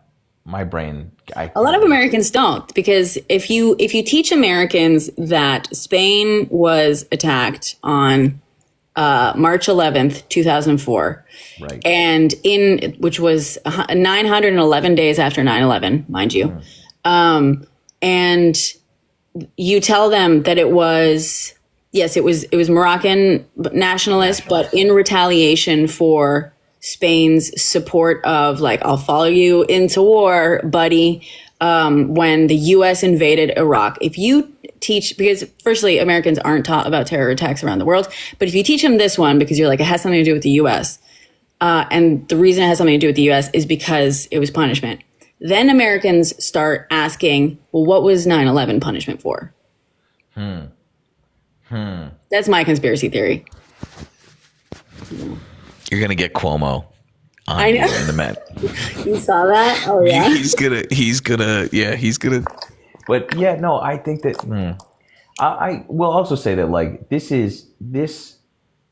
I don't know at what point that blind spot started to become a little less opaque for me, and begin to understand This is a much larger conversation, my Judaism and Israel and Gaza. And they just attack us for being Jewish all the time, forever, throughout all of human. And we are everybody they did the Holocaust and then they just bomb us for no reason in Israel. And it's us that I still, to this day, and so that is a very uncomfortable thing to begin to, and even less uncomfortable for my allegiances with America, unfortunately. But that is such an ingrained thing, and oh man, do we need to have that conversation on it, and how do you have a conversation like that that is so emotionally charged with people who are just completely incapable of hearing the nuance of oh yeah. That and that was a tough lesson I had to learn coming to the U.S. Just in that, because I grew up, in Spain, as you know, Spain now recognizes their statehood. I grew up with one of the diplomats' kids. I grew up buddies with Palestinian diplomat. I heard you said you were maybe going foraging. I was on your live last night when you were. I went foraging technically on Palestinian soil at the home of the Palestinian diplomat. That's my little lore. That's my little bit of lore. That is fucking interesting ass. All right. But I came to the U.S. and I made the mistake of saying once, I forget what flare-up happened then. I made the mistake of saying that I had a Palestinian friend and they're people too. I got called a fucking terrorist for saying that. Isn't that fucking insane? It's insane.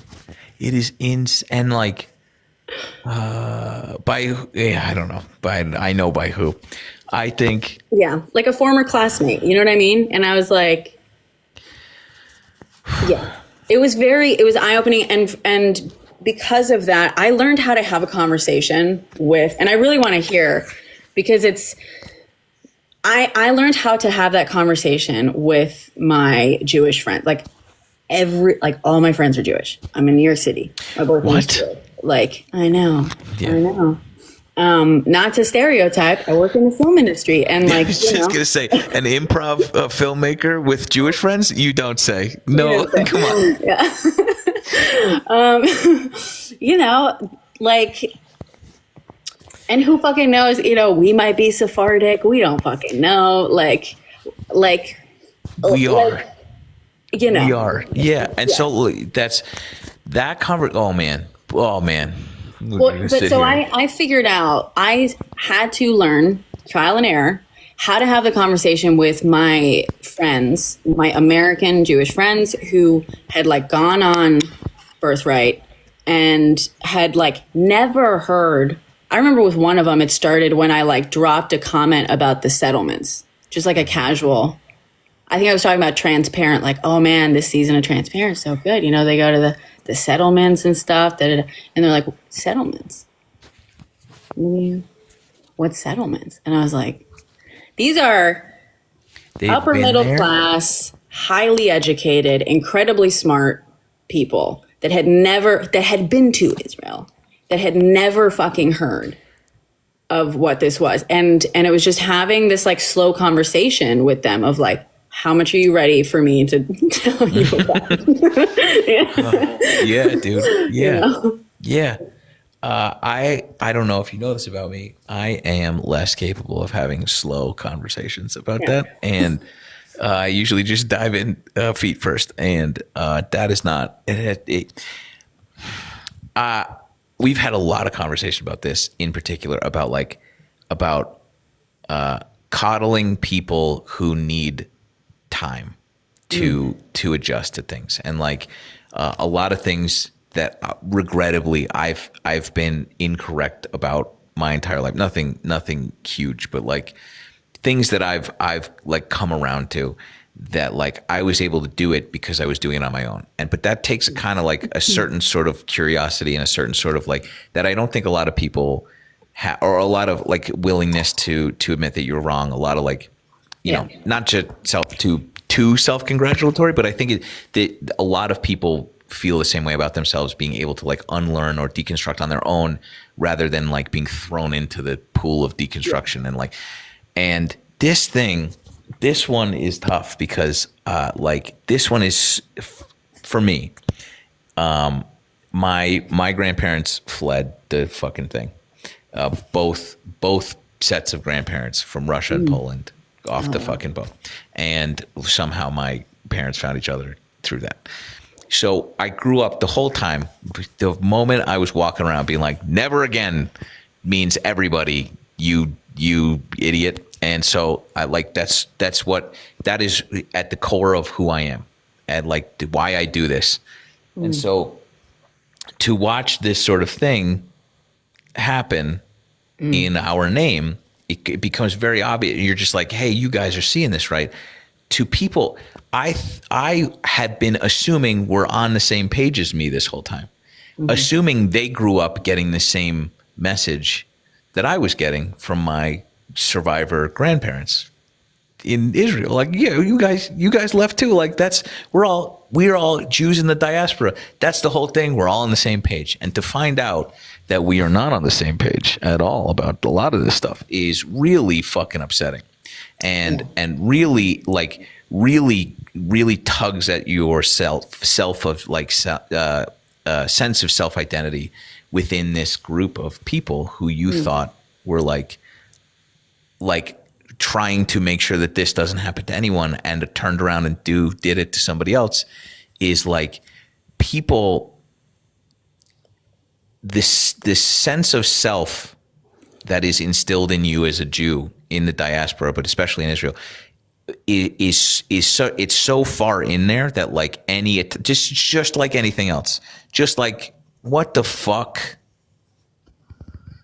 Nudity and body exposure. We got Brianna. We got. No, just don't worry. Anyway, it's a really hard conversation to have. Yeah.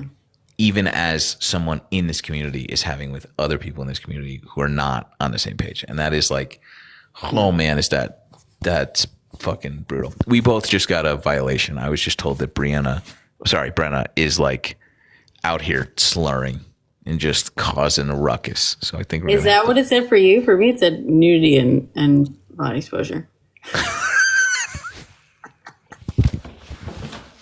Is that what it said for you? No, it's I don't know, but it didn't say that. I think it said like sensitive topics. Mine said nudity and like bodily exposure. It's very suggestive T-shirt that I'm wearing. I think that it's all the flesh colored stuff going on. It's too much arm, I guess. TikTok's really cracking down on the arm. Oh, brother. I can usually figure out what it is that triggered it, but that. Can I tell you something? That might just be reports. Yeah. I think 2 years ago at this point, I was live. 2.5 years. I was live, and I was somebody was making fun of me. My favorite thing to do is somebody calls me effeminate. I'm like, push-up contest. Immediate trigger push-up contest, and I make fun of them and I think they said something about like you skip leg day, and I showed my quads as a former pro cyclist and incredibly vain, disgusting human being. I showed my quads, and I got banned for nudity, and it didn't have a date, and for 1 year, I had lost live access to this account. It was over a year. It was like 18 months. I'd given up. I like started going live on the second account, and I would go live over there. And then one day I got a notification being like, your appeal has been approved. And so I to this day, especially with nudity, I am very, very gun shy So, I mean, I think you can usually figure it out. I think I'll be careful about wearing I have like a tan shirt that almost looks too close to flesh color. And I feel like I wore it once making a video and it took a little bit longer to get approved. And I was like, that's a problem. Okay. So now I won't do that.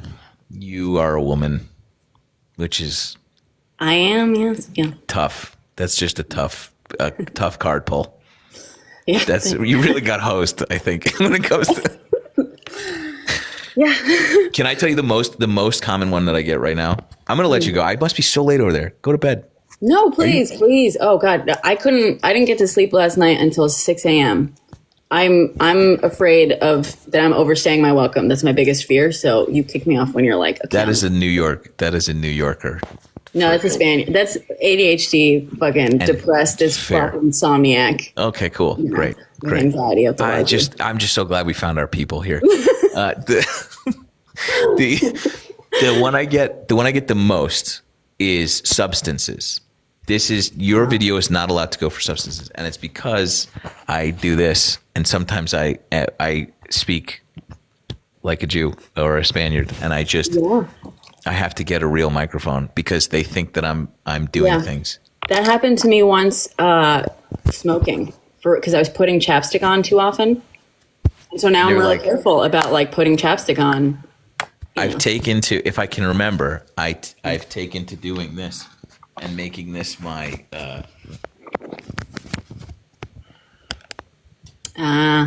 My microphone stand, as if. Yeah. But come on, AI, you're doing deep fakes of shit. Figure out that this is a microphone. You can do this.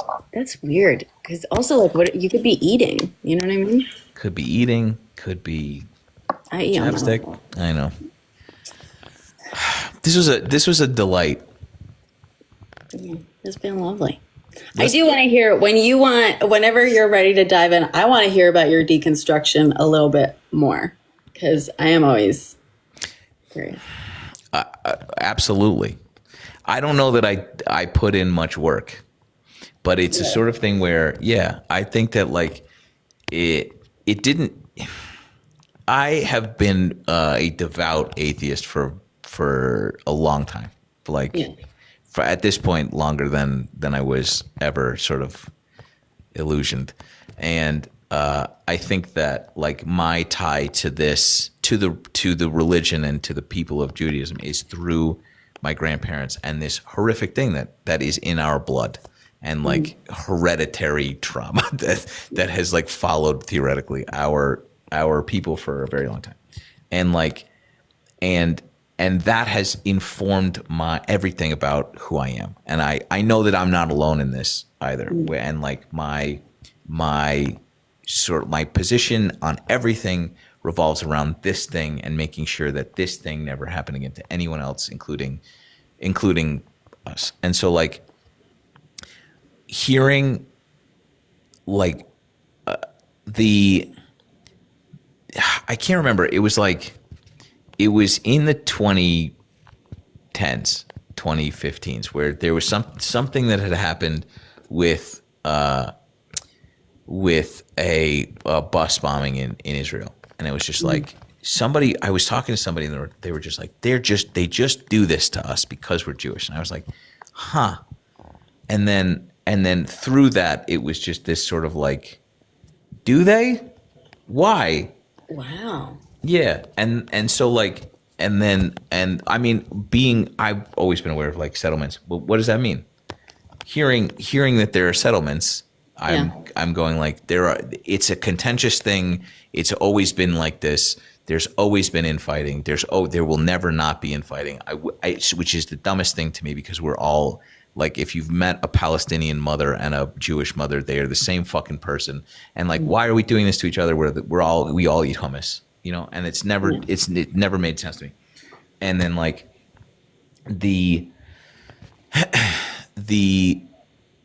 I think it's just like one tug of the sweater that like you start to frame like, why okay, so you're not letting concrete in to to Gaza because they're going to build water desalinators, or because you think that they're going to build bomb, but you're also not letting them have clean water to drink. And like, they can't leave. But you don't. There's international water. Oh, you can't get to the international waters. Okay. So wait. So there's no food come. Okay, but some food. Oh, okay. And so like, they're wrestling with the fact that like this story that you are fed has truths purposefully woven in to make it harder to see through the illusion and like the brilliance and terribleness of how well that story is told. When you see that for what it is, it becomes a lot clearer. Like, oh, you're doing this on purpose. And so like, yeah. Do you think the bulk of that happened before October 2 years ago or after?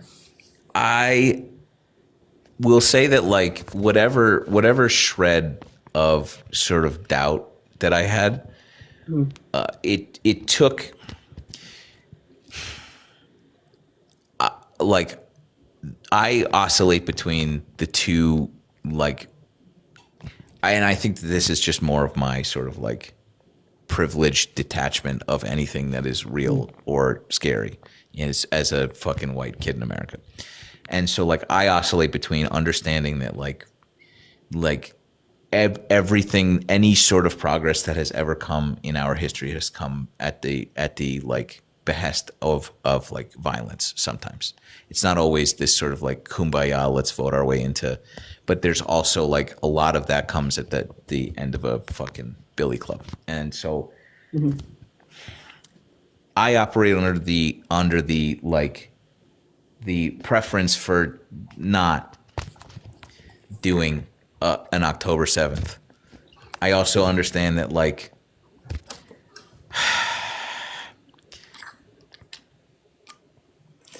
right. So, and Yeah. like at this, I will just like quick offshoot. Us talking about this for the last 2 years has been like the most, the shittiest fucking thing for not just me and like my discomfort. Putting my discomfort above this fucking conversation is like gross and awful, but it also is the lens that I'm seeing this through. And so like Jews hearing me be like, hey man, fucking sometimes we're not doing great. But no, I'm not actually saying that was fine what they did, but also like, we gotta like attest for what they're doing to, and like also getting it from both sides has been tough, has been like a really difficult thing to talk about. But I would say that like the instant immediate overreaction, whatever sort of doubt that you had about this sort of like the story that they were telling about trying to retrieve these people that were taken, is immediately wiped away with understanding that if they are hiding them in hospitals and you're bombing the hospitals, you're not actually trying to get these people back. You are just interested in, and then in the days that followed, you're just like, uh-oh. And then the months that followed, you're like, well, and then the years that followed, you're like, okay, Yeah. how is this? How are you not watching the same thing I'm watching? Yeah. How is it possible that you're looking at this and watching a different story than I am? And I will say that like this is a long walk. Sorry. No, But I asked you to take a stroll for me. So I think that I think that anybody that is doing any sort of like meaningful self-reflection comes up against like how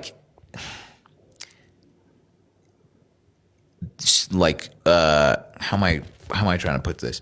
Like roadblocks in your journey, and there's like a short circuit that sometimes I catch myself going, and I'll hear myself do like propaganda, and then I'll go, uh-oh. that's trippy. Yeah.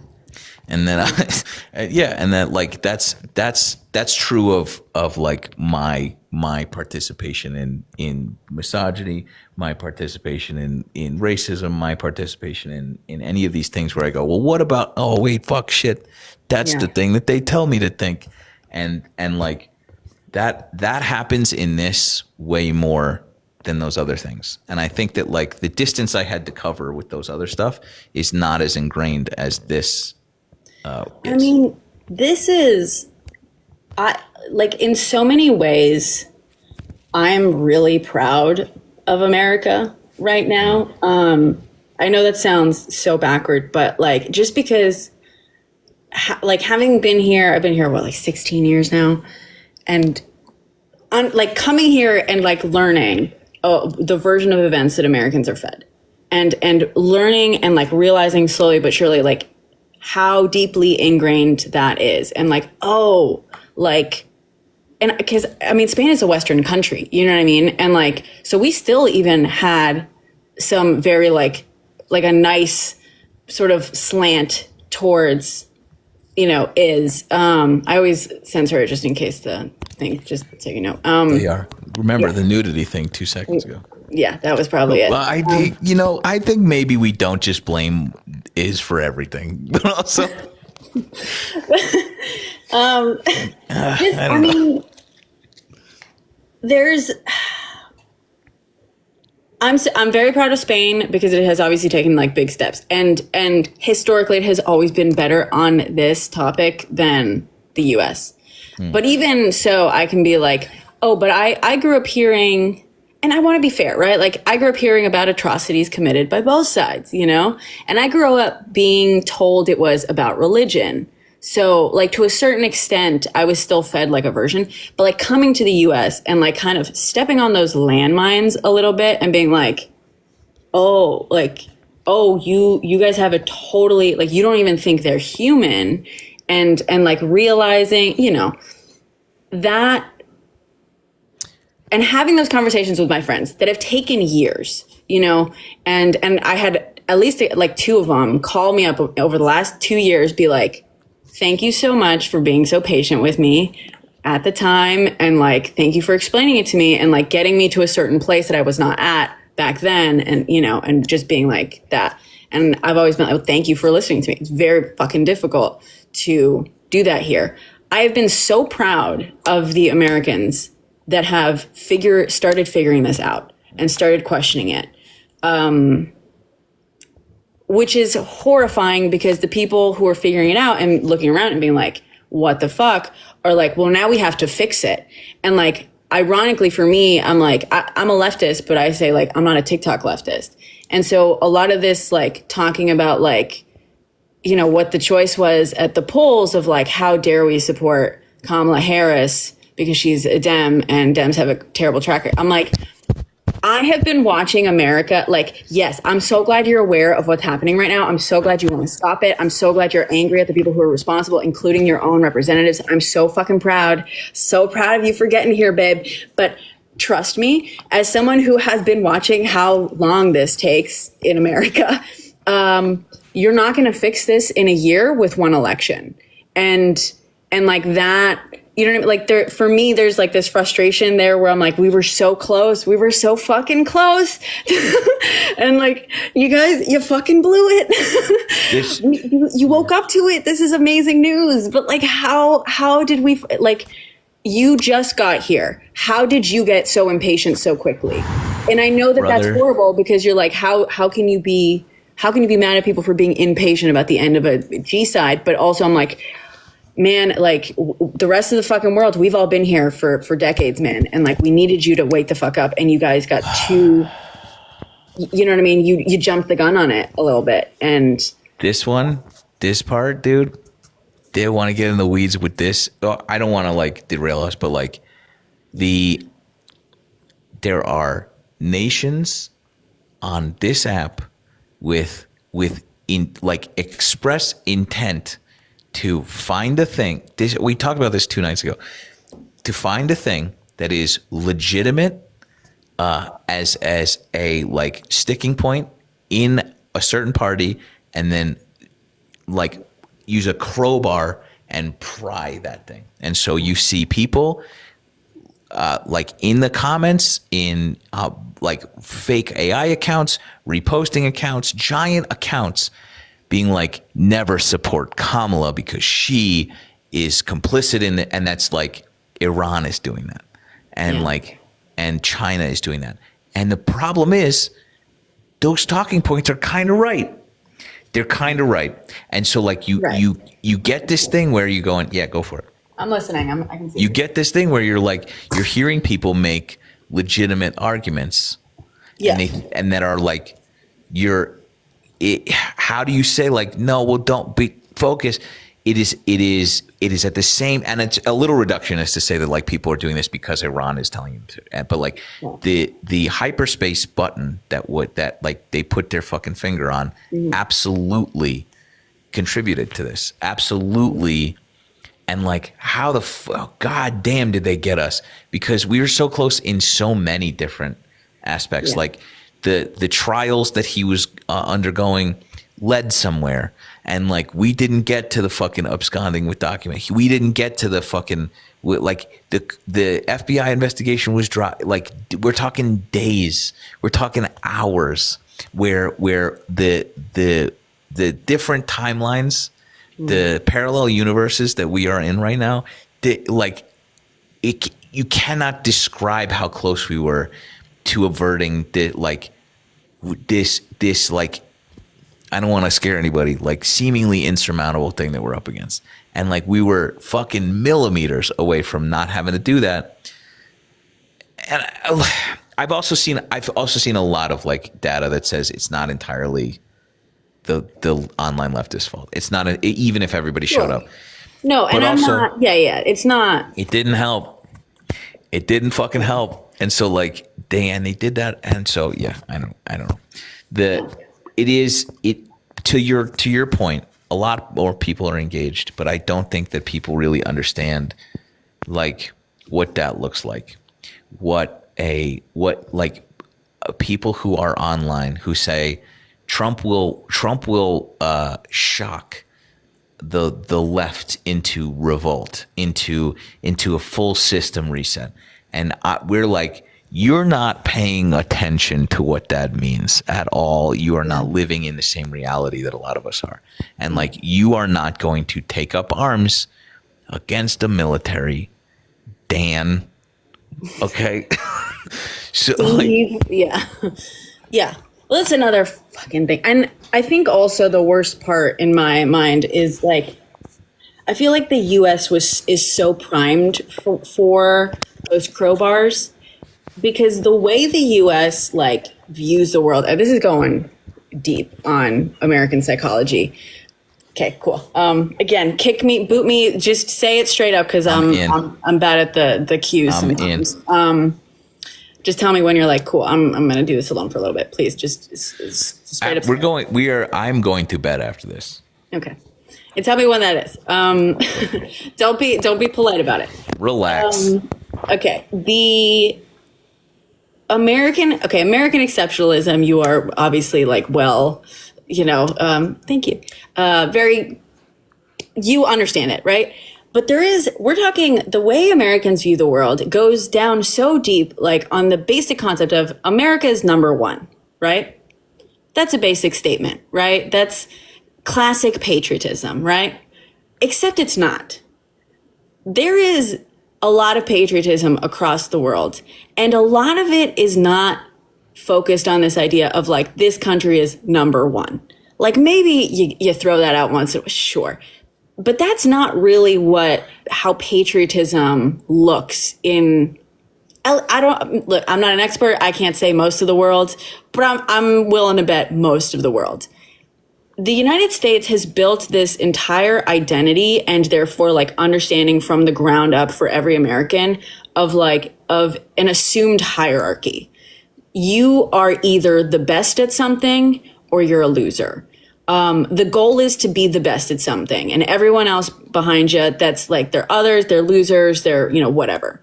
What the fuck does it mean to be America's number one? I mean, not by any actual metric, right? Not by any measurable fucking Not by any fucking metric. Not a single one. School shootings. Right. See, exactly. But it like primes you when you're just like, even something as simple as that, of like, well, America, like the American dream, everyone wants to be in America. I've always said like the American dream is the greatest fucking marketing gimmick in the history of the fucking world. America has never been very good at creating things. What it's good is at selling them, including itself. But it primes everyone to think of this very, very, in this very hierarchical way, in this very fact, just that whole time, this one stretch of highway had not been like fixed. Another one, I remember asking my mom, like, why do Americans think that the rest of the world like views them so much better than they actually do? And my mom was like, I don't think that's true. And like, there's these little moments where like, even my mom, I'm like looking back, I'm like, oh, you, whatever. Sorry. Yeah. Side thing. But so Americans are primed. Even if Americans come to this thing where they're like, oh, America isn't all it's chalked up to be. Oh, this dream I was sold is not, this is bullshit. We're getting fucked over. The guys at the top are, whatever. We are the problem. Oh my God, are we the baddies? Even so, they're still primed. The problem is the way they view things is still so black and white, and still so like, oh, there are good guys and there are bad guys. And if I'm not the good guy, then I'm the bad guy. And so those guys, the ones who sold me this lie, are actually not the good guys. They're the bad guys, which means I have to be opposed to everything about them. And there's no sort of like, not that there's none, obviously, but there's this much more there's a lot more readiness to be like all or nothing about it. It's all about teams. It's all about good and bad. I mean, that's why Marvel movies are a fucking thing, Anyway. So the Marvel crowbar movies. is easier. The crowbar is so much more effective here, is the point, right? Because once you get people and be like, hey, maybe that's the baddie, people, if you get them to think of someone like that, then they're going to be all. That's really interesting. There's nothing. You don't find that there is similar sort of like so as somebody who has like a better handle on like Spanish I don't know, mentality. How is this? I mean, I don't know anything other than this, other than America is the shining city on a hill. And so like what is in its stead in other countries that you can identify? Well, there's another thing that U.S. that seeps in from the top down is that the U.S. is too young and it thinks doesn't understand the mortality of a nation, right? Spain. We're about to. Oh yeah. Oh, you're about to. Yeah. We're about to. I keep saying you're like, I'm also American, you know, when I'm convenient, it switches back and forth, you know, convenient. Yeah. I'm going to start doing that too soon. Don't worry about it. Yeah, you know, Spain, part of it is like Spain was, and I'm going to get the order wrong because I always do it. Spain was first like marauding tribes, right? Then it was the Greeks, then the Romans, then the Visigoths, then the Moors, then the Celts were in there somewhere, you know? The Visigoths, Moors, and then the Reconquista with the Catholic whatevers pushed them out. Then they pushed into Africa. They got pushed back. Like there is this understanding of like empires rise and fall. You're gonna have turnover, right? And to a certain extent, you kind of in a modern day democracy, like leaders, but also like participants, like understands like, oh, they need to keep us somewhat happy because otherwise we will revolt. We have had enough revolts. You know, France is the same. Like, not to say it's perfect. It's obviously not perfect. And then we had Franco. We had our own fucking dictator.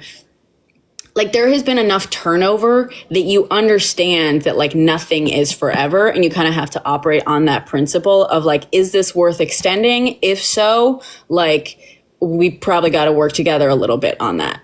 And if it isn't, then like, fuck it, burn it down, I guess. Yeah.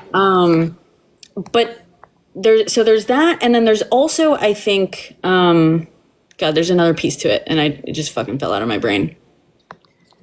I think. The other thing. And I heard this was said to me once many, many years ago as a kid. And it stuck with me. I think I was like in my teens. In Europe, and I don't know if this is true, but I think it is. Patriotism is about, in America, patriotism is about not criticizing your country. In Europe, patriotism is about criticizing your country to make it better. Right. That's how I view patriotism. I think that a lot of people, I feel like, I will just say this, it's the most healthy form of patriotism because that's the one I engage in, obviously. Mm-hmm. And so, but like the whole time you were talking about this,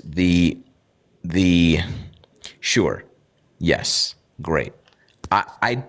It speaks to the American psychology that you're talking about, that it is a system set up so that you never do that. The military, our military, is such a like. Think about Kaepernick. Think about the sort of like the psychology of not supporting your troops, right? You can actively work against fucking over the military service members that you invoke at every turn. You can cut the VA. You can leave them in the streets. You can but never fly a fucking bomber over the Super Bowl and never do anything to the flag. And you are the most patriotic, and never think about what that means. Never once address that. And that is so ingrained in the fucking military propaganda. You mentioned Marvel movies. Do you know why those are so big? in America is because we love like America war propaganda.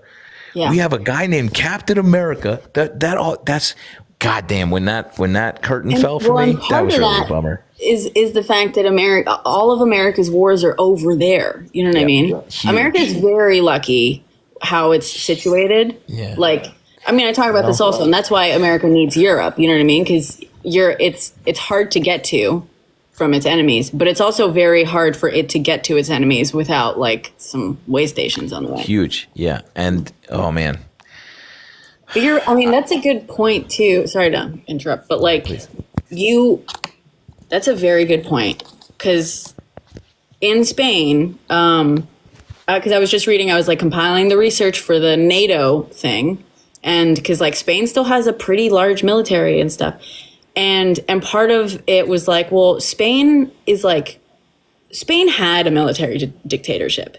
Spain had a coup, like Franco was a general, quite literally the whole thing. So Spain, as a result of that, is very untrusting of being super militarized. Like Spaniards just don't fucking like that idea because they've seen what it can do. So it's hard to convince the Spanish people to get behind hyper-militarization because they just don't fucking trust it. Mm-hmm. And you have to have the military. The military is used for like, we had some crazy flooding there like a few months back. Like they're there for like kind of doing National Guard type stuff a lot of the time. Otherwise, yes.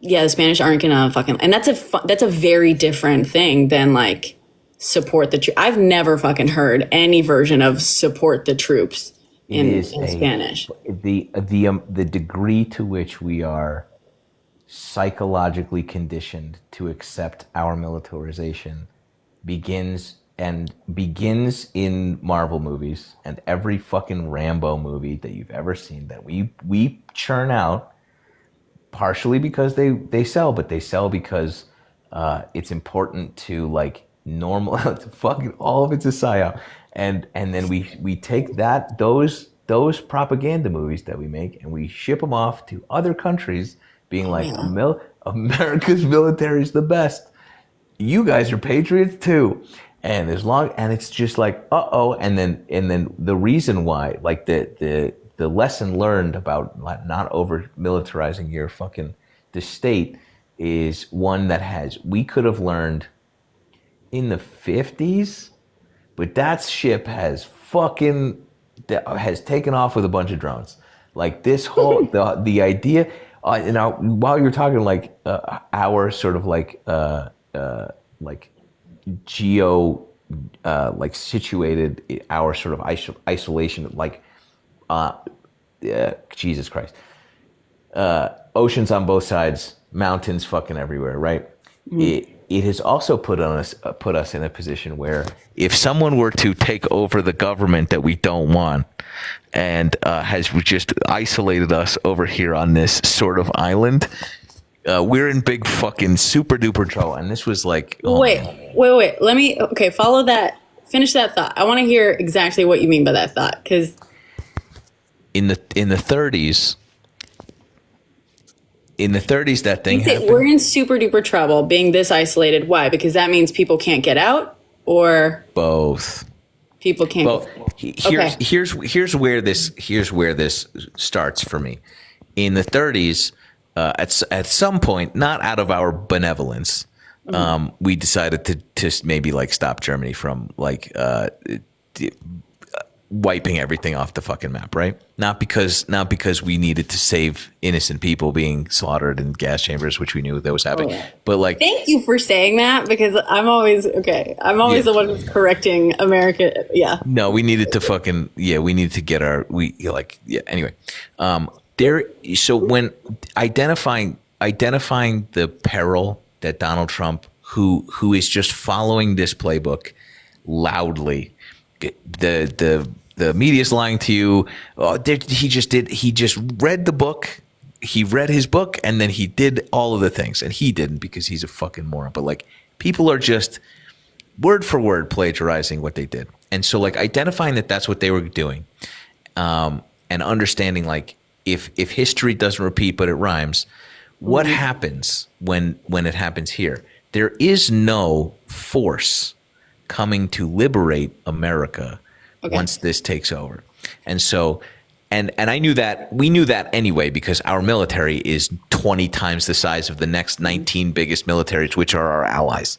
So that situation's like never going to happen anyway. But like the whole, when you zoom out and go, oh fuck, what the situation we are in now, it is horrifying. And so yes, also leaving Russia, you can't leave without special. No, the reason I ask is because I'm going to call you out on a little bit of the propaganda there. Go on. No country ever, I think, has actually, like, no one's coming to liberate America, not because of this. We could have zero fucking military. We could be surrounded. We could be landlocked. Yeah, sure. No one's coming to save America because that's not what countries do.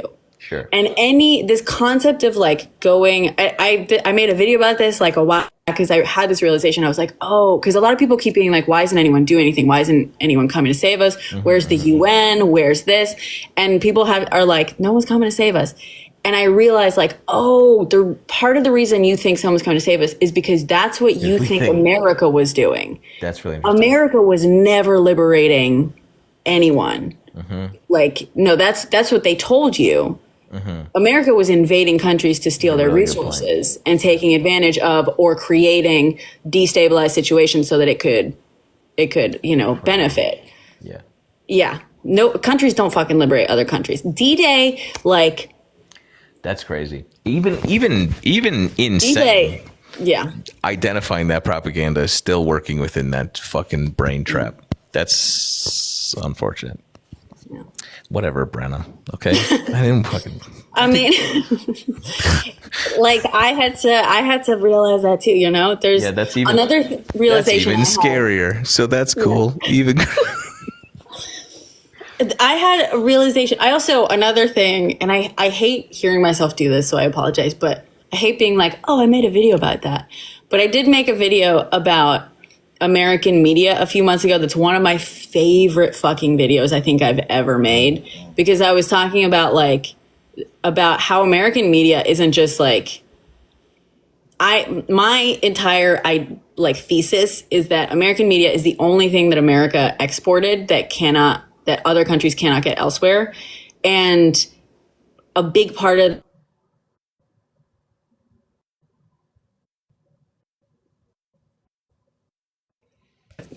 compress this into like a few seconds, but like this whole, I was talking, from the angle of the film industry of like, oh, you guys don't fucking realize that. You froze for a second. No. Sorry. So we missed a little chunk. I think I was saying, I was just trying to. I made a really good video. And it was about this. I made a video that is one of my favorites. Okay. Great. I love that. I do that all the time. That's fine. You can pat yourself on the back.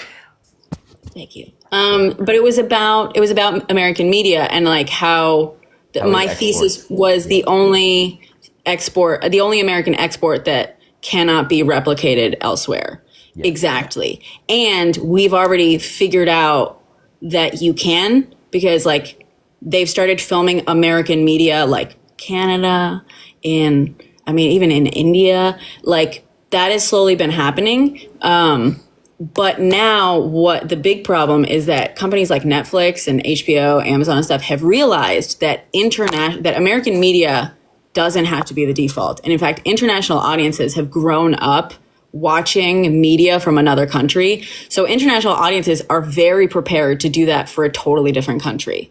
And like, in Spain, everything's got subtitles. Like we grew up, we had to go to a special movie theater to watch movies in English.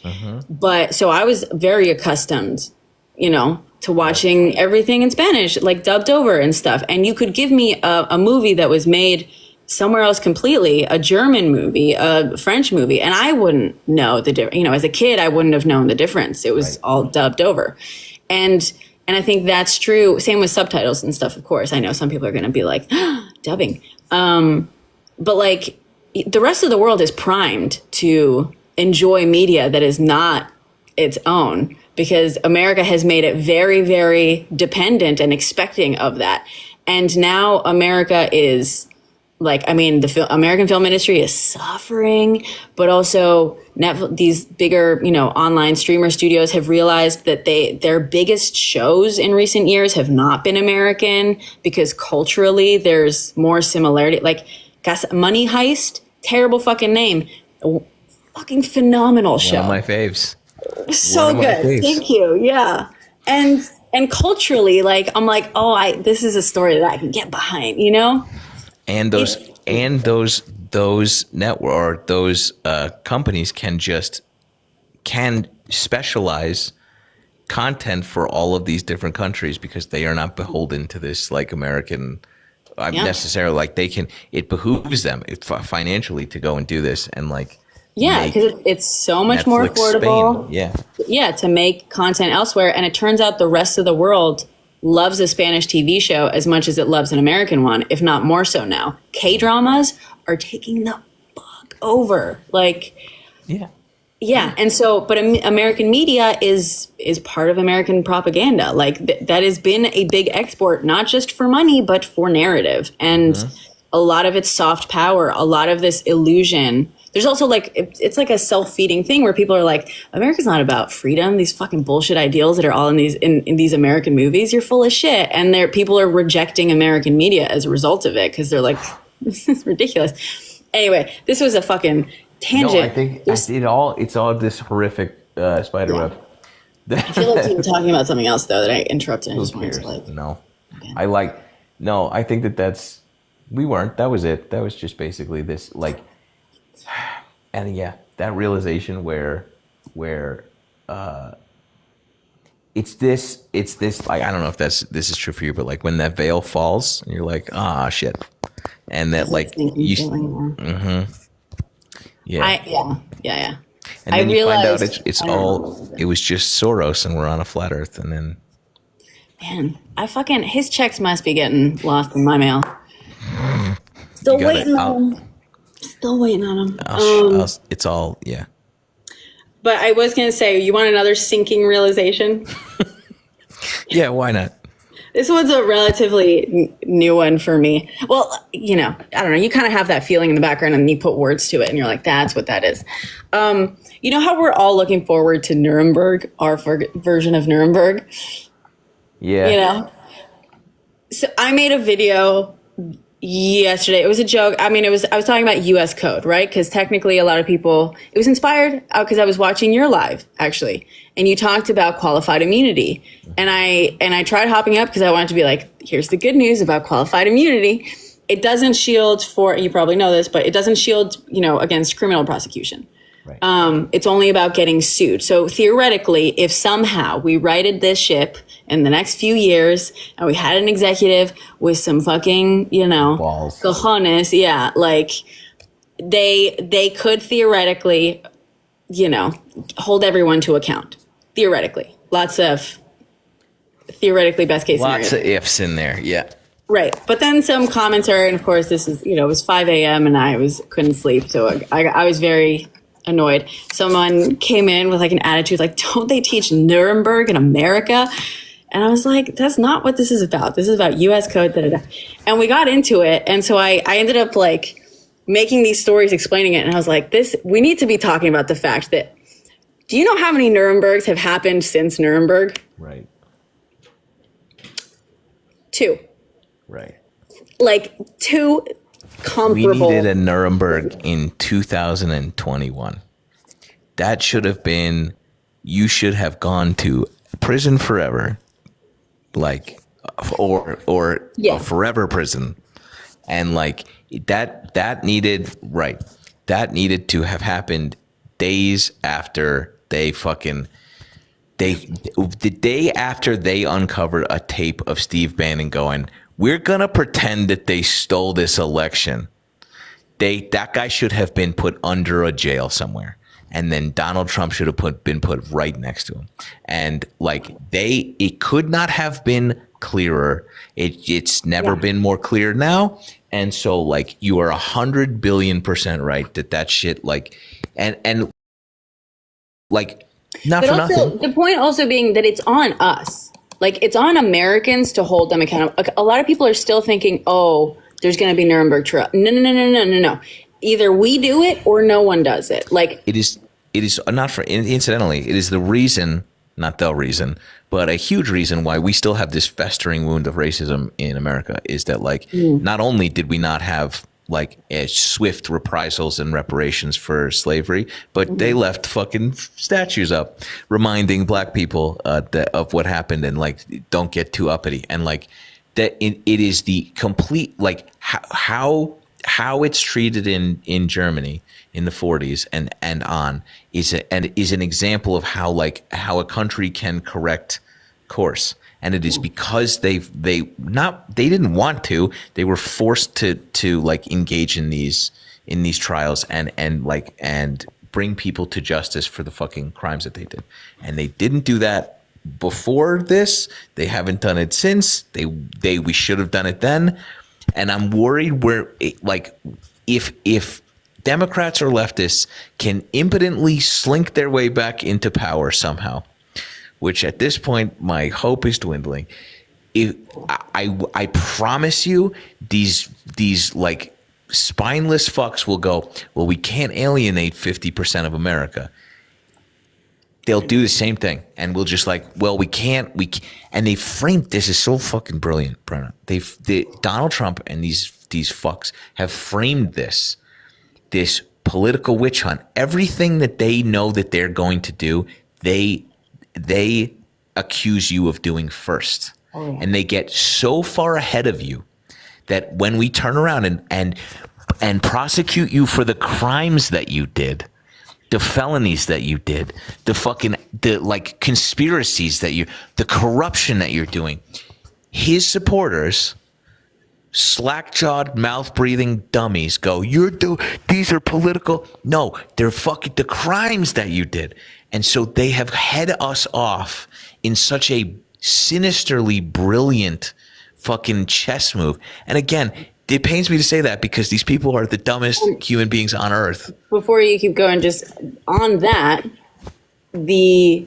just for anyone, the accusation that just came out about FBI agents in the crowd J6, I'm pretty sure that's about Saturday. Just everyone be very careful. Just don't fall for any agitation or any escalation. I just did a video about this. Yeah, sorry, keep going. I just did it about the Boogaloo boy, who's the I don't know if you remember, the hammer guy with the umbrella, just walking casually during George Floyd breaking AutoZone windows. Do you remember this? No. There's a whole thing. It was like hammer guy. And he was like, look at how casually liberals just happened to get this fucking beautiful footage of this guy just like destroying this, like in the middle of broad daylight. That guy ended up being a white supremacist, and they found out and he put him in jail. And like we know that they do this. And there was a video. I'm just gonna remember how 2 seconds ago you're like, I hate doing this, but I just made a video about this. I do this all the time with zero self-reflection. So I'm just gonna. Hang on. He's not the only one doing this. Spreading provable disinformation while pulling. We'll get there. This fucking idiot stops talking. What the fuck? Meanwhile, three conservative agitators were chased out of a Portland protest, dressed in all black, posing as Antifa, and one of whom ended up being proud Schnazi and Patriot Prayer founder Joey Gibson. Look at this Antifa member. This is incidentally not a new tactic. We all remember Hammer Guy, which ended up being a boogaloo white supremacist guy. Remember? Jesse Waters pulling this shit. Point is, how do you explain to people like Todd, who can't even discern? These people can't read. And so how are you going to be like, no, actually, it is agitators and like trying to, yeah. Yeah. So, well, I'm glad you did. Yeah, it's good. People need to be aware, like, it's very much a risk. The fact that he fucking came out and randomly said that there were however many, 264. What a specific number, buddy. Brenna, remind me, who was president on January 6th? Remind me who was at the helm of the motherfucking FBI. Can anyone, Bueller, can anyone fucking, oh yeah, you? So I don't understand what, like, people heard that. Pundits also. I mean, they just were like, oh my God. No, that's what the FBI does. The FBI goes in and it's just like, they just wear plain clothes. They're told not to fucking do anything. And they like. And you can spot them from a mile away, guys, by the way. If the guy is walking in the march and he's alone, and like you can look at the shoes, but now they know you're like, so the boots. Look at the shoes just in case, the boots. But even then, if they're basically like an all black kind of whatever, they look kind of like a fucking. If they're just walking a little tensely and they're all alone in a crowd of people that have showed up in solidarity. The real tell is one of these. No, I'm just kidding. So no, it's fine. The point is that we have to not only look out for like feds in these protests. Oh God, we'll get into psychology about this in a second. But not only do we have to look out that, we have to look out for like people who are willingly going to go here and like make this, give them any excuse to have this be the Reichstag fire, which is like the thing that they've just been drooling over. They're just itching. And they tried to do it for Charlie Kirk, but it turned out as pissed off about Charlie Kirk as people were, they actually don't give a fuck. And so like they thought it was going to be that, but it's not. It's going to be this. It's going to be the next fucking thing. And mark everyone's words. They're just fucking dying to do this.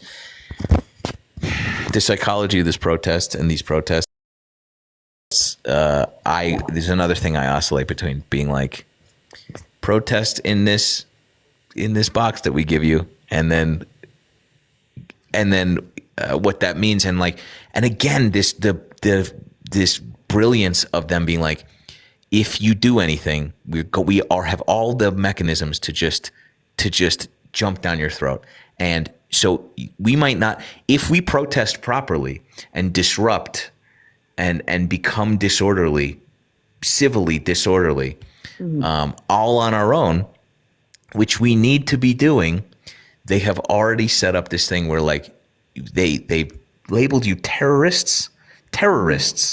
They've like put all of this infrastructure into like making you comply in advance. And it's not nothing. It's people are going to go there and necessarily consider that. And like I don't know you also now have to like weigh what you put your face on the internet saying about how to do this, what to do, and to do that responsibly. And like I just oscillate between these two things, being like, do it peacefully, but also maybe throw a shoe. I don't know. I mean, I'm always gonna be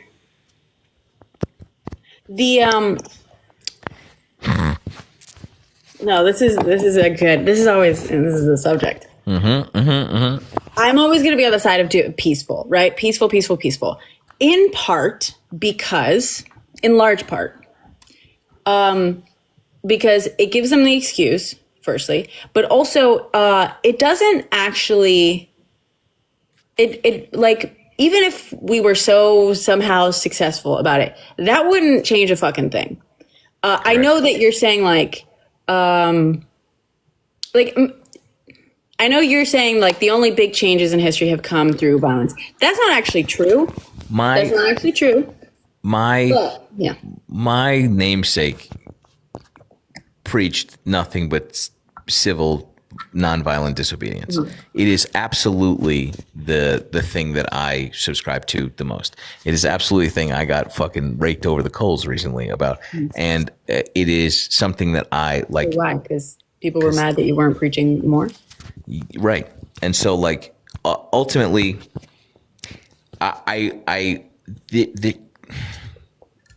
you're not wrong. They're not wrong. Well, I will say, sure. Firstly, when people try to are mad, I'm on the same page. Like, I just think the thing is, the money will still be there. Let's say that someone successfully, literally, that approach. I'm trying to watch my words. Was so successful, they somehow managed to take out Top Dog. You know, Top Dog and even his fucking mascot. The money is still there. Like the most effective forms of protest in a system like ours is going to be based on money. 1,000,000%. And protest is also supposed to do a few things, right? Like, because someone asked me like months ago, like, well, what's the point of peaceful protest, if it's not going to be, and I'm like, it doesn't do anything. Well, in theory, it's not that it doesn't do anything. It sends message. It's about finding. What's the point? Yeah, they're asking. Yeah. Right. Like there's someone who's like an activist, had always been, they're peaceful, but they're like, they were like, well, I'm getting to the point where I'm like, well, yeah, what is the point? And one aspect to it, I think, is that peaceful protest is a threat of more. Mm-hmm. And I know it's silly to admit publicly and be like, hey, it's an empty threat. Like, put me on record as that. But there is a level of like, that level of, discontent among a people is scary somewhat, or, will make people in power somewhat nervous. And there has been, especially weak people in power who thrive only on the illusion of their strength. Yeah. Like if that illusion is even challenged, that veil drops too, and that's uncomfortable for him. And so, like, continue. Yes. So there's like a message. There's like the message to the people, like up top, where you're like, we're not gonna put up with this. We're showing up. We're literally taking time away from our busy lives to show you how much we fucking hate what you're doing. Yeah. That's a big deal, especially in America. We're all worked to the fucking bone. Yeah. But there's that, but then there's a message to the other people, right? There's the message to like, hey, if you're wondering, if part of you is saying, I don't know if I'm okay with this, like, we're here to show you that, yeah, there are people who are not okay with this, and it's safe and it's okay for you to say, I don't think I'm okay with this. Like, there's that video of that guy dancing on a hill alone, the one guy joins, the third, and then it's a whole fucking crowd. Like, right. That's another part of it, right? It's showing up and it's finding community, but it's also showing up and being community. Like, James, hold on. I want to see if James is in here. There's a man who's in here that goes by James Baldwin's Rage, and I'm gonna butcher this, but the sentence was, stand so that others have the permission to stand beside you, or something to that effect, which is like, yeah, it gave me chills the first time I heard it, and I was like, that's, yeah. And sorry, continue. But also, to that respect, showing people that it's okay to join you, but also finding community and reassuring yourself that, no, you're not. The fucking refrain is that you're small, you're powerless, you are alone, you are outnumbered, and like the minute that you go outside to one of these, all of that melts, because you are just surrounded by people with the same sort of like irrepressible rage and discontent and passion that you have, that you've taken a fucking minute out of your day to go out and do this, and that all of that fear and that insistence that you are powerless melts, and that's also incredibly important, like a big part of why we're doing this. No, and it's invigorating. I mean, like, I know I never want to go to a protest. You know what I mean? Every morning when I wake up and stuff, I'm like, I don't fucking want to, every time I get there, I'm like, this is the best fucking thing. Like, I never want to go home. And, and it's like, for a while, it was almost like my job. Like, last summer I documented, I think, like 17 fucking protests.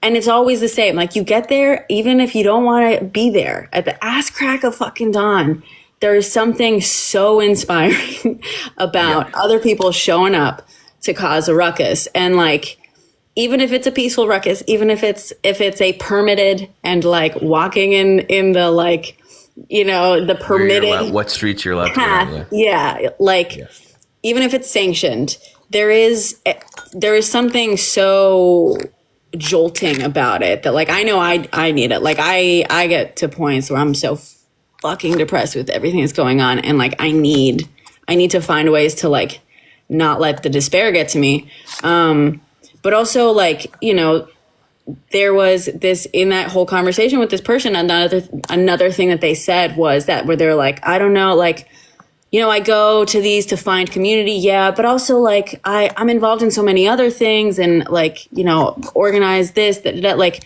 I also sometimes think like, I don't really, do I really need this community? I have community. I find community in so many other ways. And it was like, well, like, you also, even if you don't think you need to find that community, you're not going there to find there, go there to be community to someone else. It's not always about our need in that moment. Maybe you're fulfilled and you're feeling great and invigorated, and that's fine. But maybe someone else needs to see you there. And like, and if you can do it, you know, I'm never going to say you got to show up at everything, or you're not putting in the time, or like you're letting everyone, no, nothing like that. Do what you can. But like, consider it. If you can do it, maybe you can show up and be there for someone, even if you're not, you know, looking for someone to be there. I think, 100%. I think that there's massive utility to these, and I think that people saying that there isn't are Russian psyop bots. Yeah, I'm just kidding. I think that. Anyway, what was I? I was just about to say something very poignant. Come on, brain. It's in there somewhere. Something about protest. It's gone. It's so gone. The same way. We'll take like forks in the road, and I'm like, put a pin in that little fork, and That thing's go gone. down that. That pin. What were we? It doesn't matter. We're talking about money also being the, you know, boycotting and stuff like that. Yeah. This is a thing that fucking that was exactly it. Look at us. There was an organization that like asked me to do a video about like a general strike and like engaging, trying to amass followers, and like there's a few of them. There's like People's Sick Day. There's like We Are the 3.5%. And like we're doing the Jill Stein of a general strike, where we're pulling resources from different places. And like, I don't know if we're gonna get to do another No Kings, but like, are they not working together somewhat? Not that I know of. And so what I wrote them a DM a little while ago, and like I was like, hey, what if last time there was 15 million people in the street? That's 3.5%. If there's 3.5 million, or if there's 15 million people willing to go out in the streets, I bet you there's 20 that are willing to just fuck some shit up, like monetarily. I bet you there's more than 20 million people willing to start like grinding this thing to a halt. No Kings would be a really good time to be like, everyone here do this thing today, and just like everyone does it, and then everyone participates, and like, oh, like that's how you make this your like the impact. And we just need like, if it's not me, it's a couple of us that we can get this organized. Yeah. Like, well, and also think of it. That's a great idea, but also like, so I think sometimes our expectations start so huge where we're like, well, we have to organize, you know, like the general strike website, they're like waiting to get a certain number of people to sign up, if I remember correctly. And like, firstly, they should all be working together. That's the sign. Good organizers, like the No Kings Day, there are so many organizations that are feeding into this, and it's a collaboration. That's an aside. I agree. What you made me think of was I was at this Tesla protest, like I think it was January. Mom Donnie was there, and it was like a great one. It was like a big one. A lot of different groups kind of came together and did their own thing. But one thing they did was in the middle of it, someone like spoke and like made an announcement, and they're like, right now we're all going to call our representative to push them to, I think it was like a specific bit of legislation that, you know. And so they gave everyone like either the number right there or said like download this. Oh, I think it was that. I think it was like download this app and right here, right now, find this number and start calling them right now. And just it was a relatively small, it was not No Kings, but there was like at least, I want to say 30 people at least in the crowd, all of a sudden, boop, boop, boop, on the phone. Yeah. And like, that's what the crowd was doing all of a sudden for like the next, 10 minutes. And that I had never seen. And I've seen a lot of tactics, like I've seen them shutting down, like building, like true barricades, blocking stuff, like actual laws being broken. That was the first time I had seen like, oh, okay.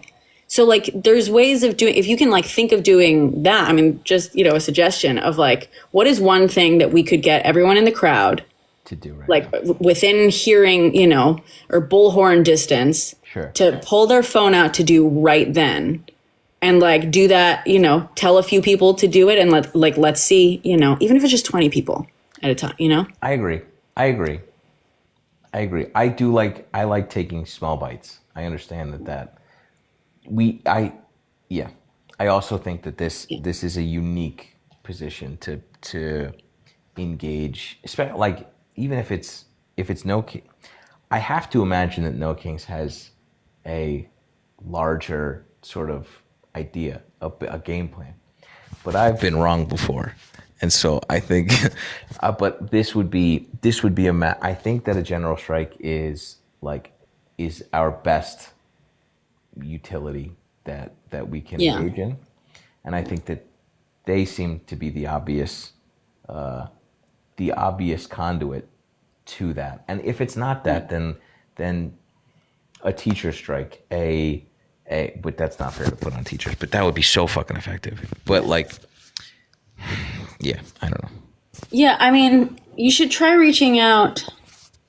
Not to tell you should do it, but like because I feel like No King's Day, that's not an actual organization. That's like an event that that a bunch of organizations, like you might have more luck reaching out specifically to the organizations that are like advertising being part of it or like sending people that way, because those are actual organizers, speaking to the people who are doing this day in and day out and are responsible for like a smaller thing. But so much of it is just naturally decentralized. And I think that's part of the issue of like, it's not just small bites, but it's more, if we wait until we can take a large bite, we're going to be waiting for fucking ever. Sure. And like, we need to start, for a lot of things, we need to start somewhere. And people, again, it's that metaphor or whatever of the guy dancing alone. People need to see a lot of the time that someone else is doing something to be like, oh, okay, I can do that. That's something I can do.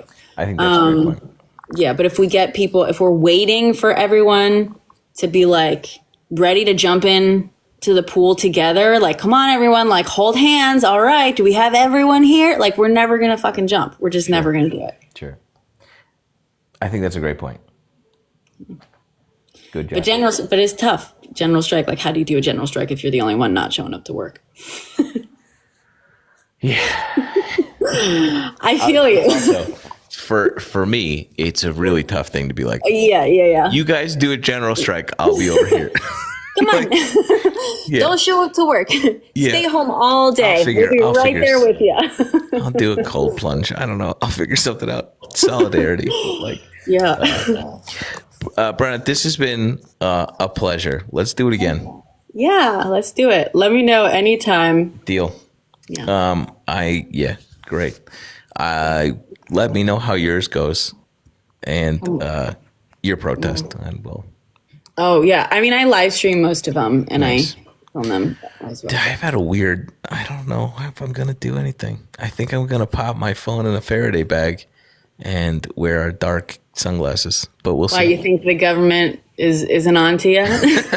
That's. You think they're gonna be wondering about you? That's so good. That's such a good point. I don't know. I feel. Yeah.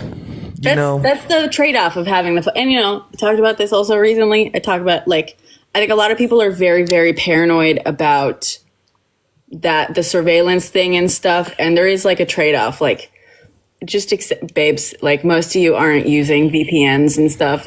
If they want to know who you are, they'll figure it the fuck out. That's such a There's just the trade-off. I'm not trying to tell people like be lax about security, but I agree with you. I think for me, it might, you do raise a good point, which is,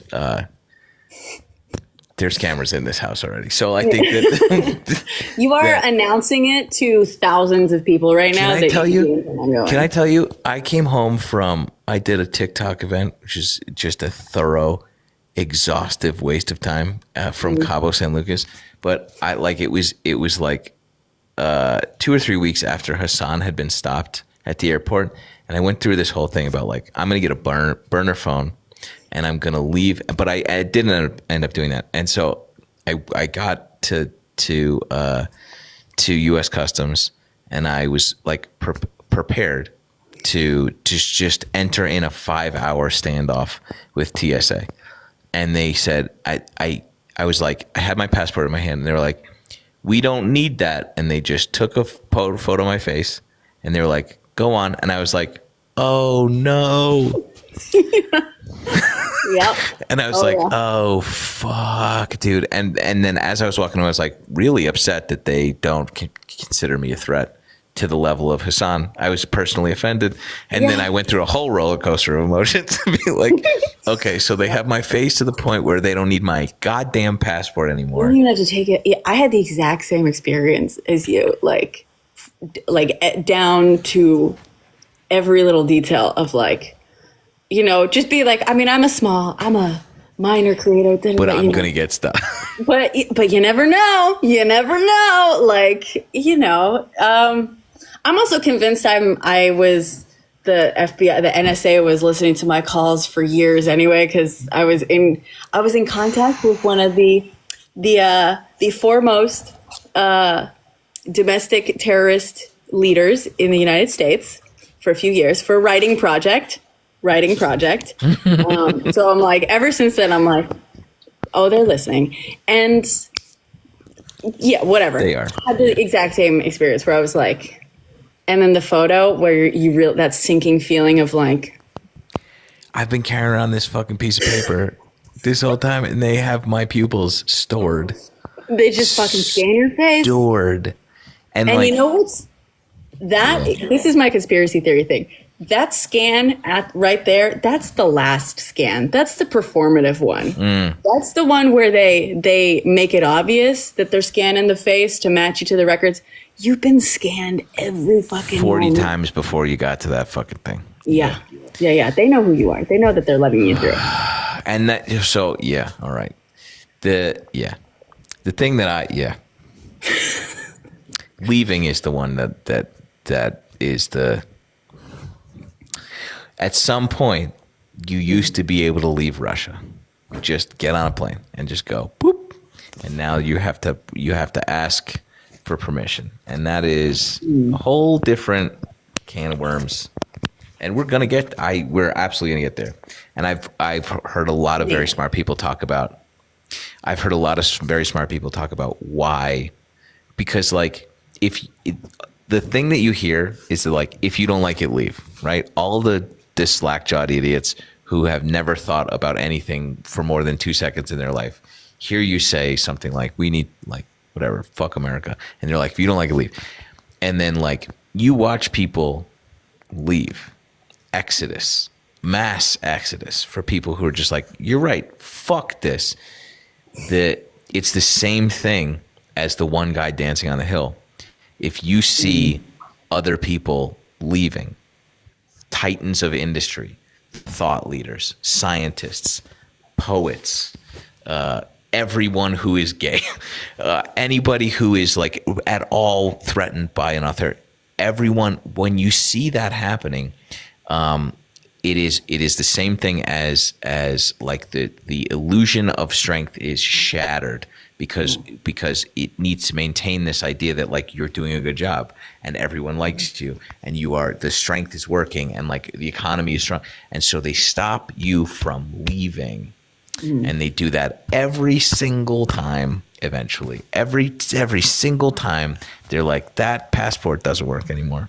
And and I don't want to get to that point. I really don't. I don't think that that's a world that we want to live in. And that's Your gears are turning over there, and I'm very curious. Well, I mean, yes, you're right. But I think also, no, my gears are turning because I'm like thinking about like my instinct for Russia. Yeah, they can't let anyone leave because they need them. They need to put them in a fucking war. That too. Yeah, you know that's what I mean? also true. Yeah. But so I'm thinking here because I'm thinking about the other countries right now with authoritarian regimes, and I'm just like, wait, how restricted is travel in those in those areas? Because I don't know, because we mostly hear about travel being restricted into this country. Sure. You know, my mind goes to Venezuela, and like, not that even if Venezuela is an authoritarian dictatorship, doesn't make it okay to go fucking invading. Indiscriminately bomb people. Yeah. It's You see, there's another one today. Like, and by the way, that's another fucking thing. American black and white thinking, good, bad thing. I thought I was going crazy the other day when I saw like a leftist who was like, how dare Mamdani say that, that Cuba and Venezuela have like dictatorships. They're like, that is Western like propaganda, that is anti-leftist propaganda, and it's like, brother, leftist all the fucking way, for sure. We got to be able to say when authoritarianism exists, even with a leftist economic system. You know, heavy on the air quotes on that one. Like, can we not make it an all or nothing thing? Can we There's please? so many of those people. Yeah. Disavowing Mamdani because he's getting unsolicited Democratic endorsements. People who are like, so this is a scenario. Mamdani existing, an established Democrat being like, this guy's fucking great, and then some random ass idiot person on the internet be like, this guy sold out, and you're like, wait, what the fuck? What is even your platform? What are you even doing now? What? And anytime that happens, I'm like, you're a psyop, dude. You have been, your brain belongs to North Korea. Like, there is no other explanation to this. What is your platform? What do you mean? So, yeah, I don't know. I agree with you. Just that idea of like, oh, you can't, you're like leftists who are afraid of calling out dictators because they're also labeled as leftist. And it's like, both things can be true. Like there's this weird like splintering. I don't know how to be like, what is wrong with you? Like, what is wrong with you? You can't, because you're just gonna get. Well, you can. I've decided that I don't care about this, and so I think the approach to this has changed over time. And like, what am I doing? What are we doing? What are we even doing? And so like my goal recently has been like consolidating what is left of our party. And like really, did you ever watch The Miracle on Ice? It was a big swing. It was about the 1980 Olympic hockey team. Okay. Who cares? Okay. Anyway, the coach made a conscious decision. It was never explicitly stated, but he became the thing that like, to unite the team, he became like the enemy. Yeah. Okay. And I've heard of this concept, but yeah. Okay. Yeah. And so like he made him Herb Brooks. He made it. Okay. Anyway, but like if we focus just 2 seconds on that guy over there, right? The authoritarian in our office, like trying to limit free speech and like take rights away from gay people. If you just we might be able to salvage some shit. Like if you stop getting distracted by like that shit over there, like if you just focus your efforts and like really lock into our lived reality right now, we might. And so like it, and less than turning MAGA, like that ship is fucking super duper over the horizon of our flat earth. Like that one's gone.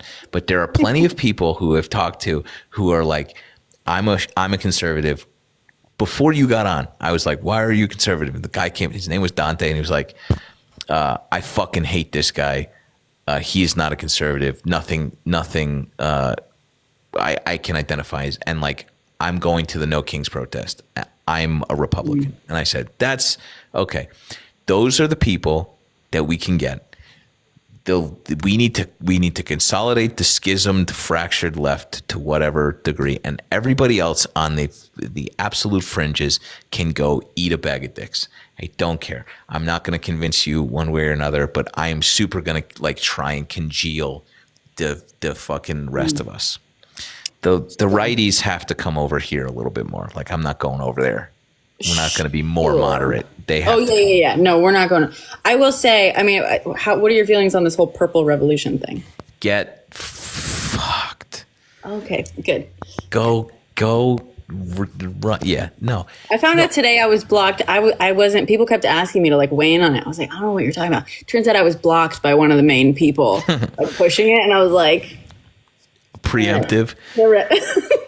Here's what happened. They were like, okay. Republicans, MAGA, in some instances, MAGA conservatives were like, I realized that we might have fucked up a little bit. Okay. And so what I'm going to do is offer a non-serious TikTok idea of a branch of unity. And then someone was like, what are your thoughts on gay people? And they were like, I still think that a man and a woman. And then you're like, oh, dope. What are your thoughts on immigration? Do it the right way. What are your thoughts on black people? And predictably, so it's not, they want us to build them a new Republican Party because they are fucking dumb. And no, the answer to that is no. You can come over here. Mm-hmm. We have such a good thing going on over here. I promise. It's great. You get health care. Well, you're right. I did, in theory, you get health care and like, maybe a living wage. And for that, the trade-off is you have to tolerate being around people that aren't like you sometimes. Yeah. It's fucking easy. Lay up a fucking easy layup.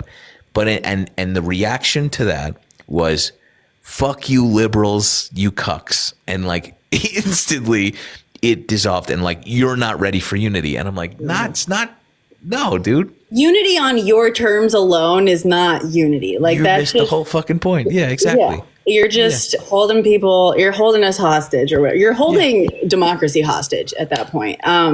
There's also like my big thing, and like, I want to make a video talking about this again because it's just like a simple fucking thing. You don't have to be nice to someone who regrets their choice just because they are experiencing consequences. Mm-hmm. Because that's not a lesson that has been learned, right? They made their choice because they thought that they would benefit the most from that choice. Now the only reason they're regretting their choice is because they're realizing, oh, I personally am not benefiting in the exact way that I thought I would. You don't have to convince that person to act in their best interest, what they perceive to be their best interest. You being nice to them or mean to them is not going to change the calculation they do when it comes time to make a choice. They're going to choose whoever they think is going to personally benefit them more. And if you're lucky and the propaganda hasn't gotten to them, they're going to, do it at their own fucking best. They'll vote for your guy if they think it'll benefit them most. Right. I don't have to be nice to them. No one has to be nice to them. We don't have to welcome them in with like arms, because they're not going to do what's in their best interest harder just because you're fucking nice to them. Right. People who regret their choices because of the harm they are seeing being caused to other people, the people who are seeing outside of themselves and are like, you know what, I fucked up and I hurt people and like this was not okay. Even if they have some deconstructing to do from there, like, it's all a fucking process. I get it. But you got to start from this premise of like, I hurt other people and I fucked up and I am sorry, and have some level of like, I'm ready to do the work to put back what I broke. Right. And those are the only people I think we just keep doing this. We just we open a can of worms and then we just put that can of worms down and then we go off and then we open. But this is such a good, I'm so tired. But this is such a good point, which is like, this is another thing where I'm just like, I am Schrodinger's cat between these two things where like there has to be an off ramp. There has to be something where leftists now somehow and like psychotic right wingers or not psychotic right wingers, but people who have been hoodwinked by the fucking smoke and mirror show, the pony show that this guy's been, who have like been awoken somehow. There has to be some like path, right? Yeah. And I know that I occupying this skin and body offer some sort of easy path. Mm-hmm. I don't feel like it though. And and so like, and it's the sort of thing where like it's not up to the people. I am not materially harmed by all of this stuff yet. Mm-hmm. I will be, but like every woman, every person of color, every person of the LGBTQIA community should not have to be the conduit through which these people get to like re-enter random or like civilized society, mm-hmm. which leaves me. And that's I also am mad, but I also understand like the utility of allowing something like that, and also like the ability and the space and room to grow and change. Like that needs to happen, while also allowing me to be mad and hate you. And I just don't. Right. I exist in this superposition all the time, and I don't know. But I think that's the difference. The line I draw is like on actually learning something, and like I think someone who's only like, oh, but my groceries are more expensive, but still, immigrants, women, black people, like da da da. If that's still, you haven't learned anything. You know what I mean? And you are going to, if next time around they believe, like, sure, we can educate them and be like, well, see, you know, a Democrat wouldn't have fucked the economy this hard. Sure, maybe they can learn that, but that's not like learning in the sense that we mean it, right? Like, and they're going to vote for whatever they think is going to give them the cheaper groceries when it, you know, comes to time. And if that's not what they're willing to do, that means that they care more about their hate than the cheaper groceries, and sure. You're not going to win them over anyway. Like, that's why for me, the line is, sure. Okay, are you ready to say I made a mistake, not because my groceries are too expensive, but because I'm looking around and something's not right. Yeah. Even if it's just a slight inkling of like, I think that's really good. That's a really good waypoint, because effectively that's saying what I was saying earlier, which is like, there on the spectrum, there is a certain amount, if you go far enough right, that are completely lost. Yeah. And like, those are the people that can't learn or are purposefully not learning. And then from that point on, that's a really good litmus. Good job, Brenna. This is fucking great.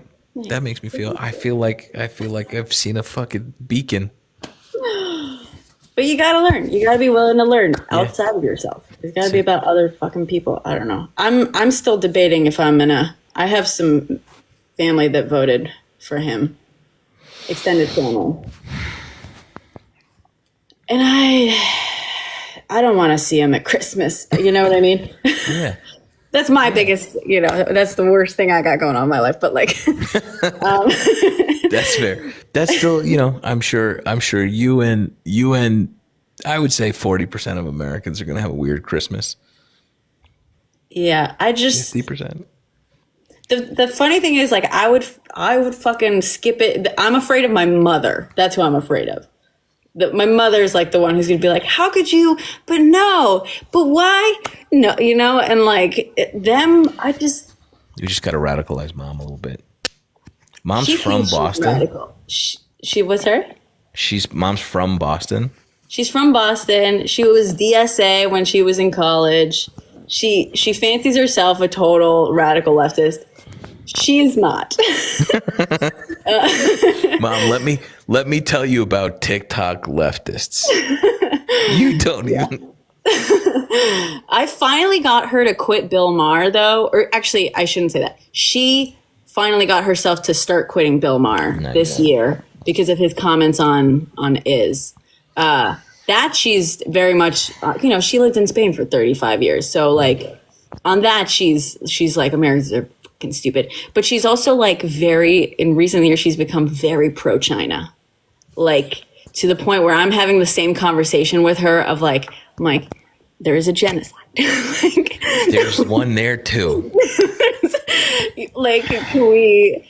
And she's like, oh, all you do is talk poorly. Like, why don't you talk poorly about America? And I'm like, look the fuck around. When am I not talking poorly about America?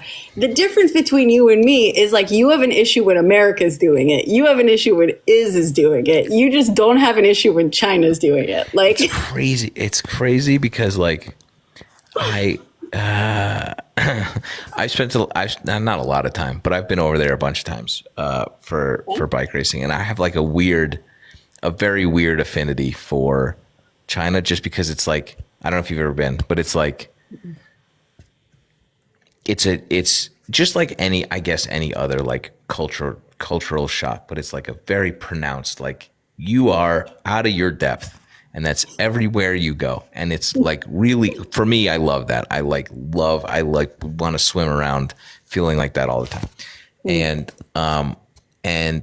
like, there are certain things watching 20 years is a long time. But it's also has been a blink of an eye. Like, I was 20 and now I'm 40, and that sucks. But that's how time goes. And like in the time that has elapsed, they